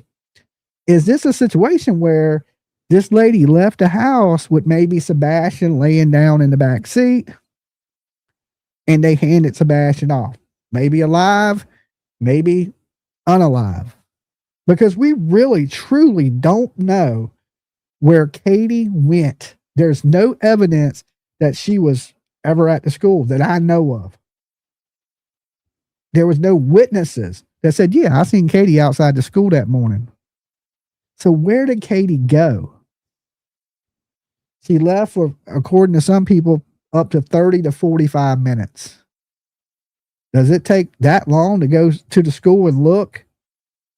She never went into school.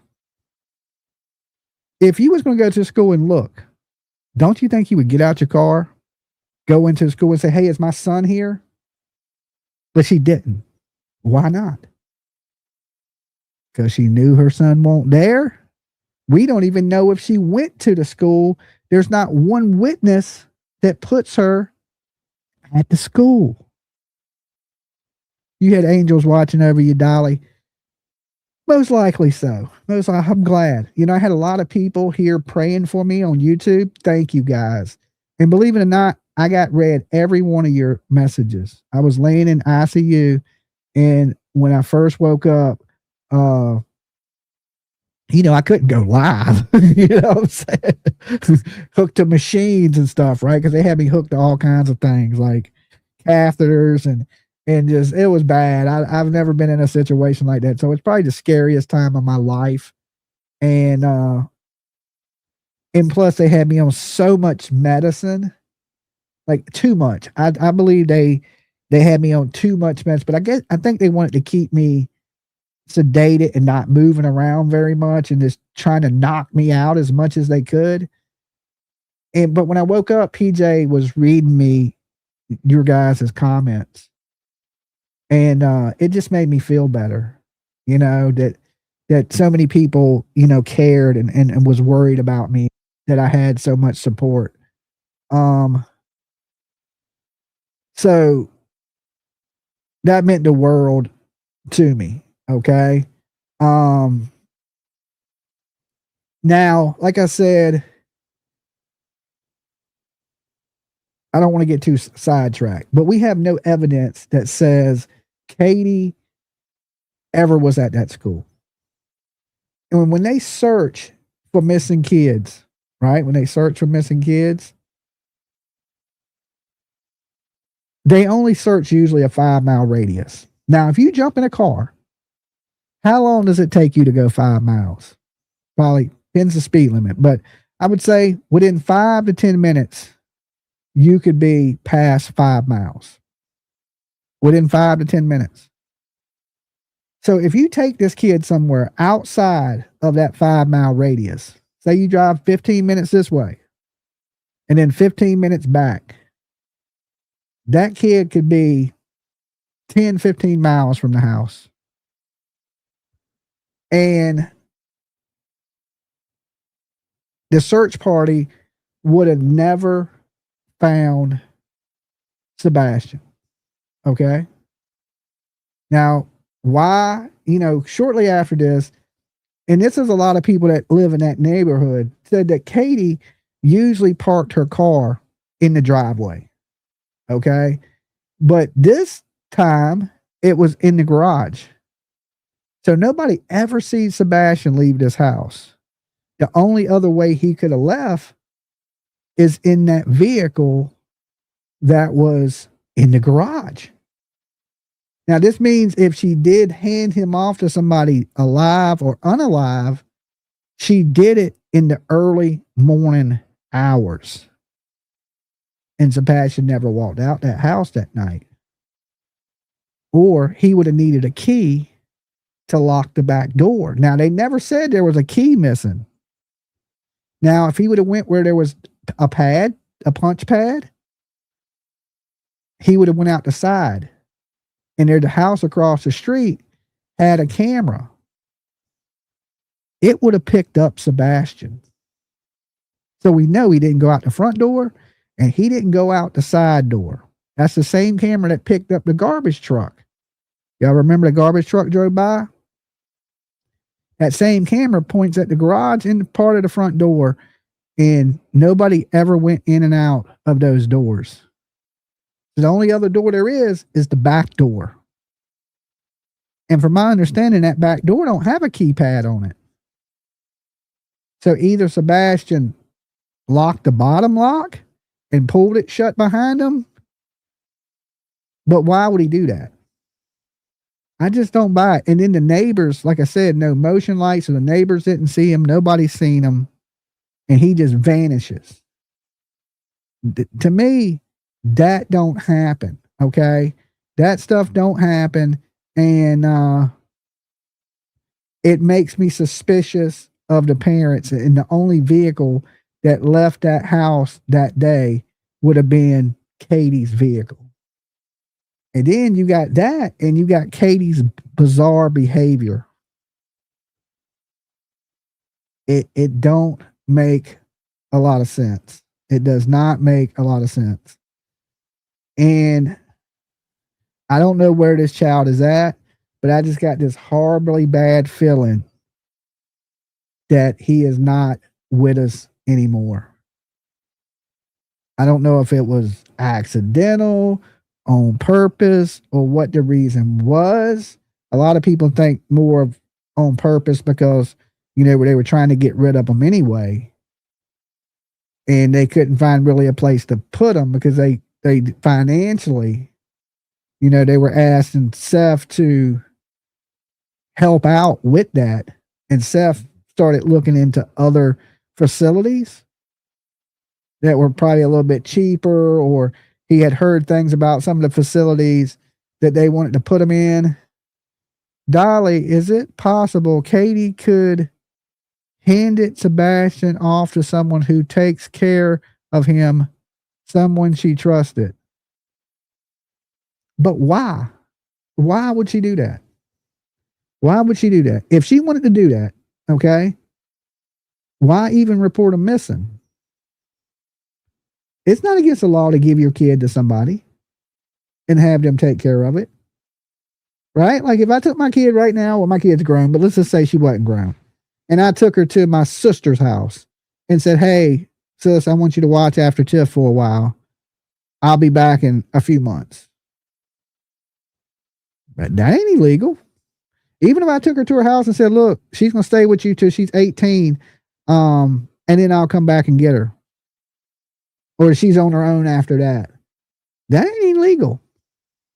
Now, I mean, you would at some point have to hand over custody to get her in school and, and just in case something happens so she could take her to the hospital or something like that. But it ain't against the law to hand your kid to a relative or a close friend of the family. So why report it to the police? Because then you're reporting a false crime that never happened. So I ain't saying it's impossible. But I would say, and thank you for your donation. Welcome on the Blessed Express. I would say it's highly unlikely. Okay. Not impossible, but highly unlikely that they would do something like that. And if they did, that would be absolutely stupid because, of course, they've spent millions of dollars looking for Sebastian. You're talking helicopter fuel.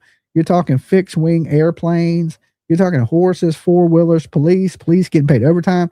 They had the damn SWAT team out there searching for Sebastian and nothing.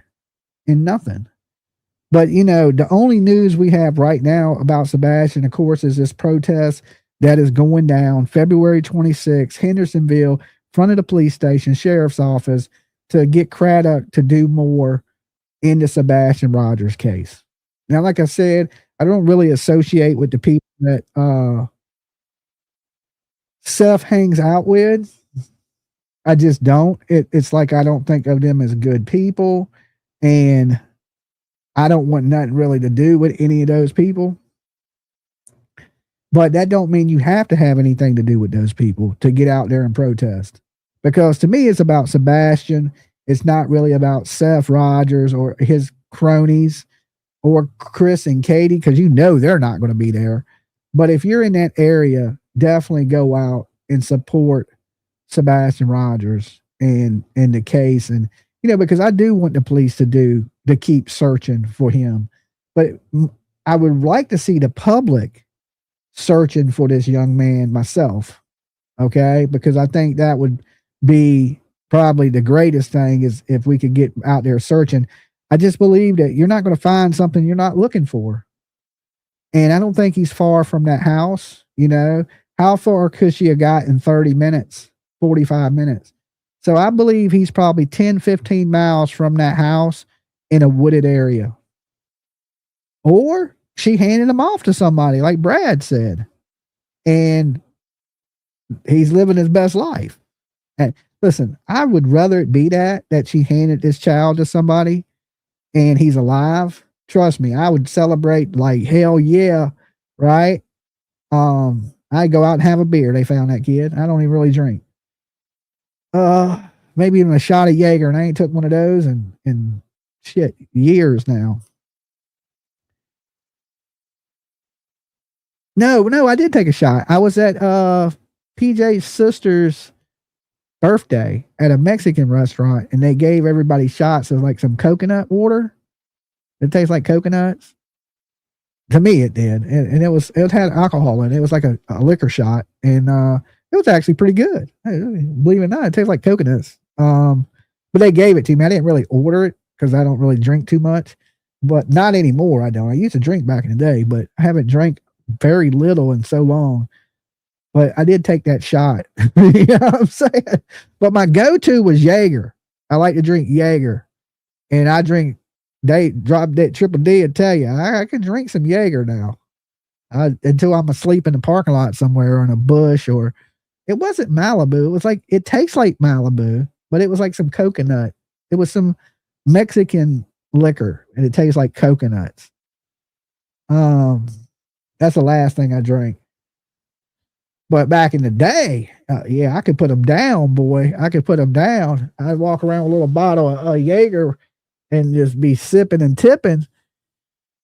Won't wake up knowing who I am, but you know what I'm saying? But, you know, good old times. Them the good old days. So I hope the little boy's alive. That's the moral of this. But what I wanted just to remind everybody of this hour and a half I talked to you is if you're anywhere around that area, hour, 2 away, get out there, support Sebastian Rogers. You don't even got to talk to Seth. Well, unless you want to talk to Seth. Now, I ain't encouraging people to not like Seth. I think he's been doing the right things lately, and I want to continue to see him do the right things. I only have a problem with Seth. Jaeger tastes like cough mist. It tastes like black licorice. I used to hate Jaeger. I lived next door to a ODU professor, and he was a science teacher. And he taught at ODU, and he was like a surfer dude. So he would teach part of the year and then travel the country surfing the rest of it. He was my neighbor. He was a cool guy. He had big mutton chops. And he was like, come on, man, go have some drinks with me. Because, you know, we lived at the ocean front and there's nothing but bars. So I ended up going out with him one night, and he bought me some Jaeger. And I was like, man, I hate black licorice. He's like, man, it's only the first shot. I hate black licorice too. But after you take this first one, you won't taste it anymore. So basically, I took that first shot with him, and he was right. The second one, I became a fan of Jaeger. Right? So then I just started drinking it all the time. I don't like black licorice at all, but I do like I do like myself when I was a drinker. These days, I don't want to be sick and hungover and any of those things. So I drink very, very little. I drink girly mixed drinks now, right? Me and PJ went out like last year, and it was like Valentine's Day or something, last Valentine's Day. And we went to this little fancy restaurant, and they had these like, you know, these special drinks for Valentine's, like they were pink and, you know, had some heart candies or some shit in it, right? So I ordered me one, And I drank it, and I looked at PJ. I was like, man, that thing tastes like water. I don't even think they put no liquor in it. So I drank the second one, and I was like, I didn't really even feel it. So I went to get up, and I staggered. I was like, okay, hold on. I feel that. I feel that. That hit me a little harder than I thought it did. When I was sitting down, I was good. But as soon as I went to stand up, I was like, oh, they make them girl drinks a little strong, right? That it fool you to be all sweet, and you won't realize that they getting you, but they get you, right? So I had a couple drinks on Valentine's Day last year, and yeah, it had me a little twisted. I was like, you always ask for an extra shot. Well, like I said, it don't take me much these days because I don't drink a lot anymore. So I used to be able to get down. Now it's just like, nah, you better not even try it. Girl drinks are super strong. Yeah. Yeah, I just had to stay away from them. You know what I'm saying? I don't like to be sick. So I'm pretty straight edge these days, like haven't smoked in over a year. I don't know how long it's been, but I know it's been over a year and 4 months. Something like that. 16 months I haven't smoked. So I have drank a Corona or like a mixed drink here and there, but my heart doctor told me that it was okay for me to have a beer or two here and there, that it was actually, kind of good for me every now and then. But don't abuse it. That's what he told me. And I haven't. I've been sticking with what, the people tell me pretty much. It's just hard to eat real healthy because you go out and there ain't nowhere healthy to eat, and healthy foods are so expensive. So I probably should still eat better, but I've been trying to eat better. But anyway, prayers for Sebastian Rogers. Go out, support him if you can. If you can't, I understand. Continue to like the videos and share his picture. Get his name out there. Don't forget about the child. There's a possibility, I don't want to be just all doom and gloom, that he could be alive out there. I think the chances of that are so slim. It would be a miracle. How'd you quit smoking? I put it down and didn't pick it up. Cold turkey. I just stopped. Listen, when you're laying in ICU and you go to the doctor, tells you, say, hey, how long do you want to live? And this is how the conversation went. I said, I want to live a long time. Doctor said, nah, that ain't going to happen. Not with the lifestyle you live. If you want to live, you're going to have to change your life. And I was like, okay. He's like, you need to quit smoking immediately. You, like I said, like the food and what you're eating and just your lifestyle has to change if you want to live. Because if you continue to live the way you're living, you ain't going to be here long. And that day I realized, I was like, listen, I ain't trying to leave right yet. So, I mean, it came with a good scare, right? And that was it. That was it. What more do you need? Do I like that more than I like living? I like living. I like being here with you guys. Whatever it takes. You know what I'm saying? I'm going to do whatever I need to do to make it another day until, the good Lord calls me home. Right? I got a family and kids. I don't really want to leave them yet. I know there will be a day that I do. Let's just hope it ain't no time soon. Right? I'm going to get to heaven. I ain't in no rush to get there. Okay. They got a seat for me. I know it's reserved. So I'm no rush. I'm no rush. You know what I'm saying? Everybody wants to go to heaven, but nobody wants to die to get there. So that's how I look at it. Now we went over the Sebastian Rogers stuff. I want to go over the Jack and Lily Sullivan stuff. We've been talking a lot about Summer Wells, so I'm going to leave Summer Wells for last. But the whole Jack and Lily Sullivan, Pictou County, Nova Scotia, 2 kids go missing. 2 small kids, 4 and 6 years old, Jack and Lily Sullivan, with both of their parents at home. Now we know that the stepfather has been arrested. Was he arrested in connection to Jack and Lily? No. Well, he ain't even a stepfather. He was the mama's boyfriend. But the mama baby daddy, they got a kid together, but he is not Jack and Lily's stepfather, not even close.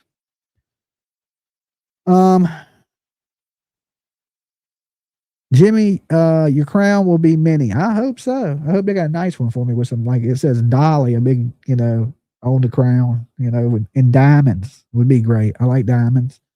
I didn't have many of them in my life, so maybe when I get to the pearly gates, y'all can hook a brother up. Okay. I live broke on this lifetime. I want to live a little life of luxury in the next one. Okay. Like George and Wheezy, I want to move on up. So no, I haven't lived a bad life. I'm just playing because I've lived a really good life.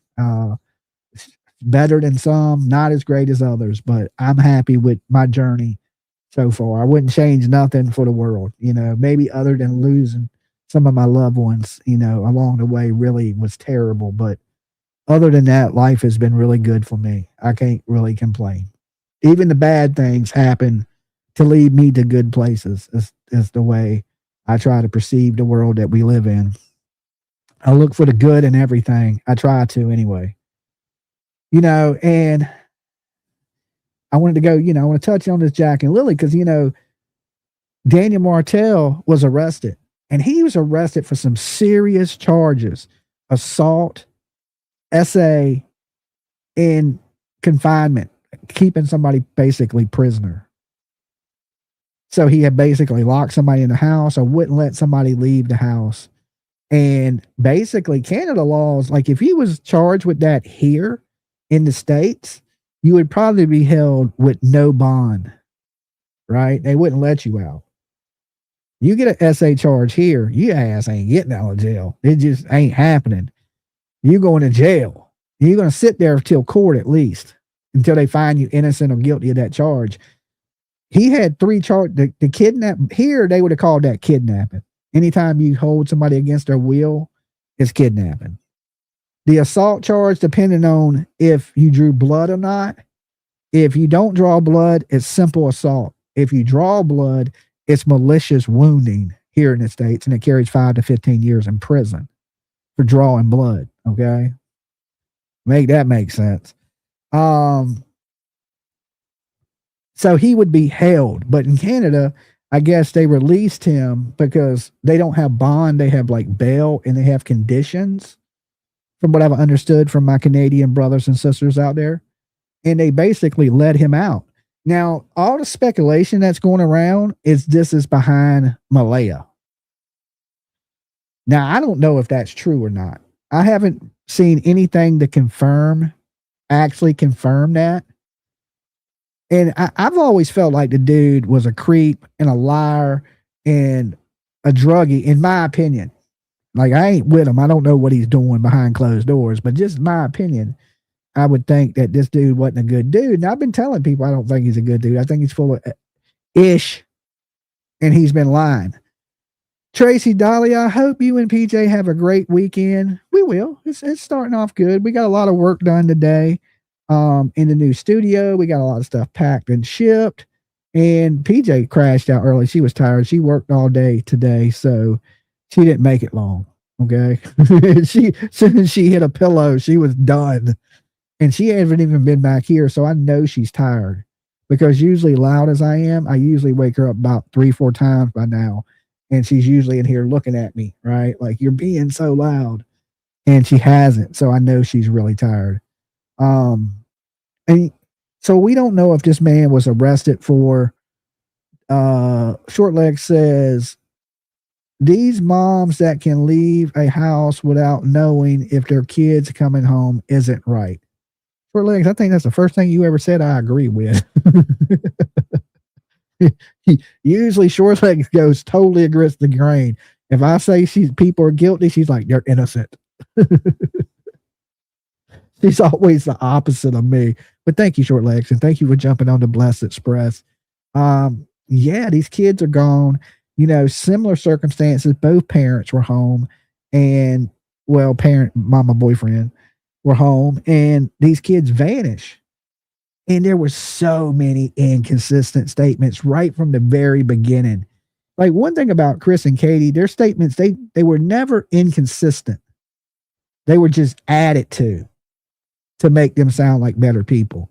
They just add it and add it, but they stuck to the same story. Daniel and Malaya didn't. Malaya stuck to the same story. She only told one story and never talked again. But Daniel had multiple stories. He had one story for the police, right? We were in bed. We don't know what happened. The kids just vanished. He had one story for YouTube, right? That, oh, well, Malaya was in the driveway. She handed the kids off to somebody. The kids are on a reservation. Then he had a story for the media. Yeah, Malaya, don't be mean to her. Her mental health problems is, and we don't know. So his stories were different. He told at least three different stories from the very beginning, right? And like huge flags went off for me, right? Like nobody lies that much. Like I said, if you lie just very little, I'm suspicious of you. If you lie tons, and I ain't suspicious everybody tells a lie. I'm only suspicious of people when you tell a lie when it deals with a missing kid. Like, of course, if you say, hey, we went fishing, how many fish you catch, Dolly? I caught this big ass, you know what I'm saying? And really the fish was like this big. You know, fisherman stories, little white lies that, you know, just to make yourself seem that you're more accomplished than you are. You know what I'm saying? I get that. Some people just want to build themselves up a little bit. I'm the greatest fisherman on the planet. Okay, we know you're lying. Okay, because you don't even know all the fishermen on the planet, but we give you that lie, right? That ain't even a big deal. But when there's a missing kid, there's no reason to tell a lie. And he was making himself out to be like a damn superhero. I thought he had a cape. I thought he was flying around Nova Scotia and shit, right? Going underwater and jumping tall buildings in a single bound. It's the way he made it sound. And I was like, listen, there ain't nobody on the planet that's this good. Okay, nobody. You're lying. He talked about his family. It was perfect. Okay, who the hell got a perfect family? Nobody. Okay, no, that's how I know you're lying. There ain't no perfect relationship. I mean, even people can be together for 30 years. They have their ups and downs just like anybody else, right? And everything was perfect, but she left me. Okay, well, shit. I've never had a girl leave me when everything was perfect. Okay. Usually when they're like, Dolly, I'm out. I hate your face. That's because things ain't perfect. When they're kidnapping the dog, shit ain't going good. Okay. Shit ain't going good. I've never had a woman just be like, look, you know, I love you so much, but you know, I'm just leaving.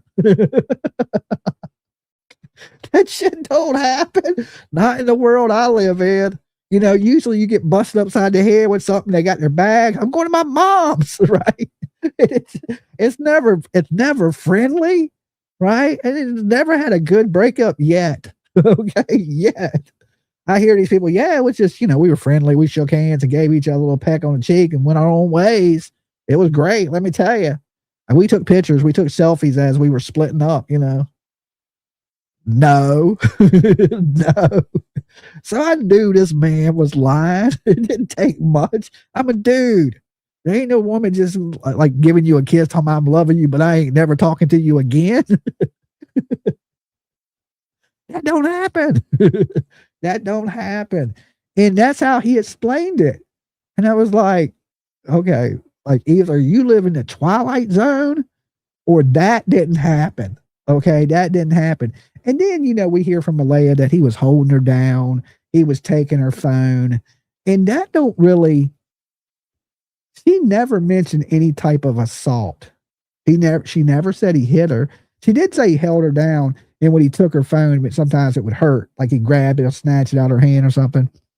But she never mentioned being sexually abused or, for the most part, physically abused.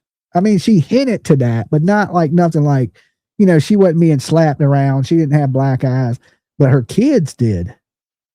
Okay, but her kids did. And what little girl is walking around with multiple black eyes where they can't send her to school? And I think that's the reason they couldn't send Lily to school. And if this man is out here sexually assaulting people, would you trust him around your kid? Would you?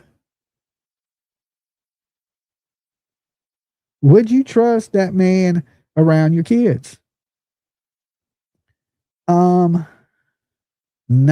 I wouldn't. I wouldn't trust him around my grown ass daughter. I'd be like, hell no, you ain't sitting with my daughter by your damn self. You better get on, fool, with your tap out shirt. That ain't happening. So it scares me that these charges are so serious that he could be possibly do something else. All right. To me, that is suspect. You know, especially seeing we don't know the circumstances right now. We don't know if it was Malaya or someone else. I'm late, but I finally made a live. But hey, better late. Hold on, I ain't got my glasses. Better late than never, right? Tonight, I actually got the notification. First one ever. Happy to be here. Well, thank you for being here. That is awesome. And thank you for jumping on the Blessed Express. Dolly got to eat. Okay. Thank you for putting some food in the belly, keeping my lights on. Okay.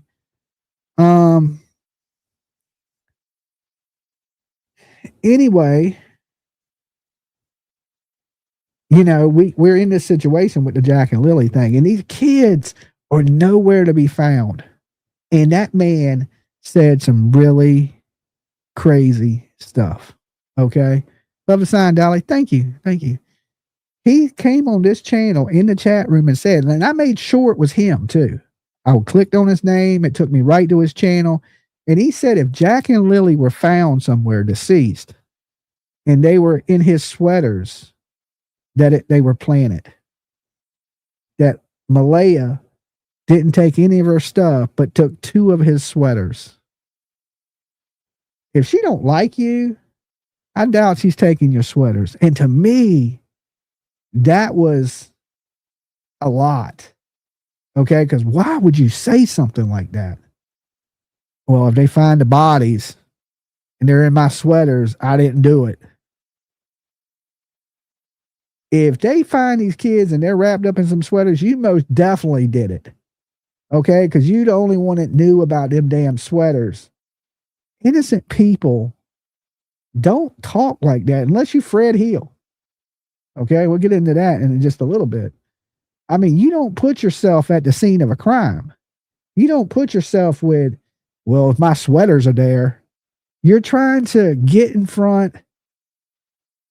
Guilty dog barks first. Is that true? I don't know if that's absolutely true. It may be. Maybe he didn't hurt her and thought it was weird she took random sweaters. Says who? That nobody does that. You know what I'm saying? And everything else he said you can tell is a lie. So what makes you think he's telling the truth now? Listen, if I got up here and told you 37 lies, okay, just lie after lie after lie, and I got up here and told you the truth, would you believe it? Why tell the truth now if everything else I said was a lie? And I believe he believes his lies. That's the scary thing. And I think that's why a lie detector test can't tell if you're lying, because some people are so narcissistic and lie. They're pathological liars. All they do is lie. And they start to believe their own lies. And if you go in and take a lie detector test and it says, you believe it, it's going to come back that you passed. And maybe that's how he's able to pass these lie detector tests. Listen, you told 3 different stories. And 3 different things didn't happen. It's impossible. But yet you pass a lie detector test? How? I can tell you're lying. And I'm an idiot. Okay? I can sit here and be like, listen, I was born someday, but not yesterday. Okay? Like that shit, dude. You're lying. Your statements are inconsistent. Like, do you hear yourself right now? Like, can you sit there and play him his 3 statements that he gave in the beginning and be like, dude, there's nothing even close to the same. The police, y'all are innocent and have nothing to do with it. To you two, Malaya stuck her in a car and the kids are in a reservation somewhere. You know what I'm saying? And then to the news, you're the hero that loves Malaya, but you're sliding into DMs of other chicks. Make it make sense. It don't. This dude is a dirtbag, and I believe Malaya is a dirtbag too. I don't like to talk about parents and missing kids. I don't. But when you lie and you give inconsistent statements, and I just know you're full of ish, what am I supposed to do? Do I sit back and just, sugarcoat what I think about these people? Now, remember, this is just my opinion. I have no evidence on any of these cases that any of these people did anything. I don't. But up here, I get to give my opinion on different things. And my opinion is that these people have more in play than what they're saying. Is this enough that, try to get him scared and maybe work a deal out with him where he talks? The only thing usually is when people commit a crime together, they usually stick together. But Malaya and Daniel didn't. You would think if they both knew about the crime, they would be lying together. But what mother on day one, your kid goes missing, and that day you have a lawyer. That day. It seems bizarre. And I'm just hoping that the RCMP can figure out what the hell is going on and make an arrest in this case.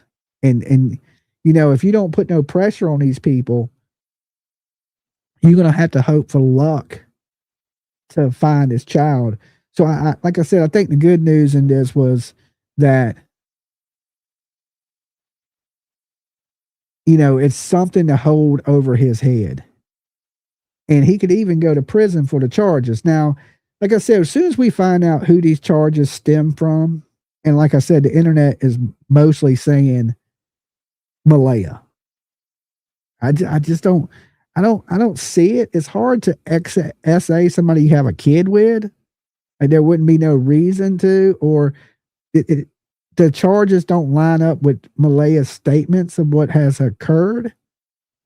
So I'm thinking it's somebody else. Now that's just my opinion. I don't have any proof of that. I don't know for certain of that, but I'm thinking it's somebody else. But so many people, thank you for becoming a member, believe it's Malaya and Daniel. And I'm saying, he got to court March 2nd.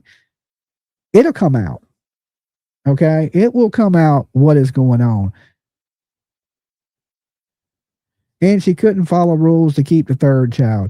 A lot of people are saying she's in a hospital. I don't believe that either. But it's possible to, deduct things and not have to answer questions, because the police can't go mess with you in a hospital. They can't. They got to wait till you get out. Even if you're wanted, they can't arrest you when you're in the hospital. Now, the minute they release you from the hospital, they can be waiting at the door and arrest you. But they can't go into the hospital and arrest you. You have to be released from the doctor, and then they can arrest your ass, right? Well, I know that's how it is in the States. It could be different in Canada. But, people are saying she's in a mental facility. And that's even scarier, because now we got a crazy mother. What if she's still in with Daniel and we're all don't really know? Samantha.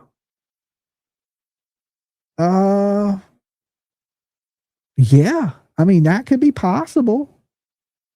It could be. And that's part of the, part of their, how we're going to get away with it. You point the finger at me, I point the finger at you, and they don't know who done it. Right? That's the same thing Kayla Montgomery and Adam Montgomery did with Harmony Montgomery. They pointed the finger at each other. So, it ain't impossible. It's not unheard of. I've seen it done before. Right? I've seen it done before. But we just got to continue to pray that there's going to be some justice for these kids. And hopefully something from this arrest will come from it. Okay. And this rolls us right over into the Summer Wells stuff. All right. Summer Wells, lately the only thing we've had to update on in Summer Wells is basically that the Van Hill Road incident, right? And the Van Hill Road incident is basically the police went there, searched. We don't know what they took. And Don and Candace pretty much said, hey, they ain't going to come out and talk until they're updated from the TBI FBI or the Hawkins County Police. Now, here's the thing. I met with Don and Candace a year ago. The police hadn't talked to them in almost a year when I talked to them. So I believe the police suspect Don and Candace. They're not going to go give them an update if they're prime suspects. Okay. They just don't have any proof, but they're looking for that proof. And that's the reason they're on Van Hill Road, the family of Fred Hill. Okay. Now lately, Fred Hill's starting to know a little bit more about Van Hill Road. Oh, that's Don's car. That's Van Hill Road. Yeah, that's my granddad's house. But you don't know your granddad. You never been there. You don't know nothing about it. It sounds like all lies. And of course, we got people covering for him, YouTubers that are saying, oh, they're trying to attack me because I'm putting pressure on that family because they got some answering to do. Why don't Paul Hill come out and say what the police were at his house looking for? Why don't Fred Hill call his granddaddy and ask Granddad, hey, Granddad, what was the police saying while they were up there? What were they looking for? Why don't he ask? That's his family that he allegedly don't have nothing to do with. I don't buy it. I don't buy it. You were the neighbor of Don and Candace Wells. There's a damn FBI raid at your family's home and you don't have nothing to do with it. They got something that had led them to that address. What that is, we don't know because they won't give us anything. Okay, they won't give us anything, which really, really kind of sucks because you would hope that they would and they would give us an update. They owe us an update. 2 years ago, they said, hey, we're going to come out and give an update. They never did. Next thing you know, you got raids taking place and still no updates. But they tipped off the FBI. They tipped off the media there in Hawkins County because how did the media know that they were there raiding the house? They didn't just guess.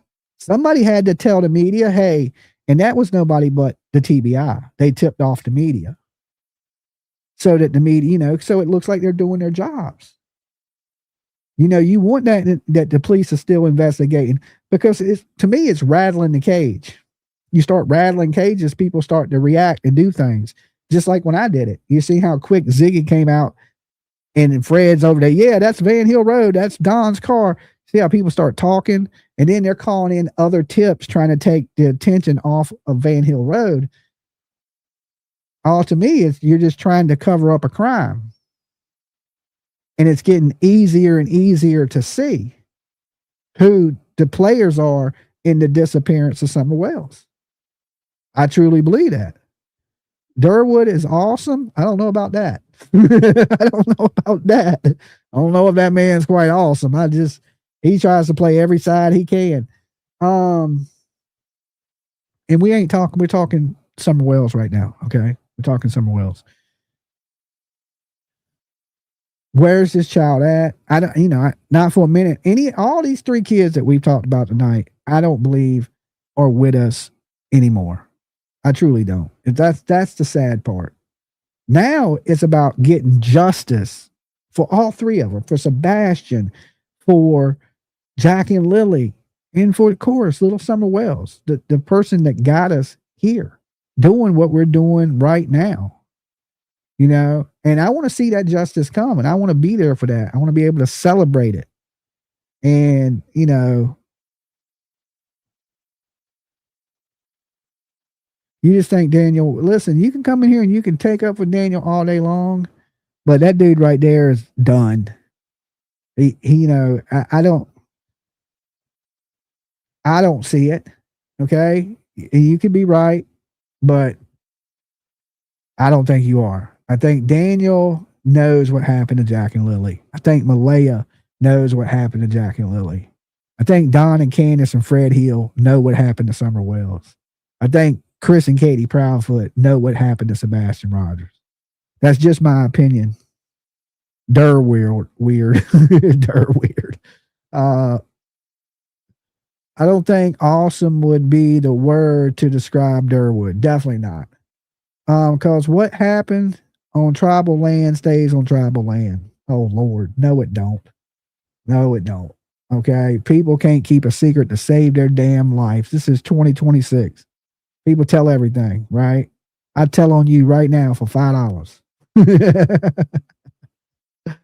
All right, guys, continue to pray for these kids. I'm going to get ready to get out of here. I want to go kick back and watch a movie before I go to bed tonight. It's Friday night. I can't spend my whole damn night with you people. I know y'all want me to. But I got to get out of here. So you remember, we just restocked the whole store. BuyDollySoap.com. We got new soaps, lotions, body washes, you name it, t-shirts, hoodies, hats, mystery boxes, damn tiaras. I think they're sold out though. And other stuff. Just go check out the merch store. Say it with me, kids. BuyDollySoap.com. It's not much, but hopefully it helps keep you and PJ warm and your bellies full. We need to get some justice for these babies. Now, in my opinion, bye, PJ. Thank you so much there, Valerie.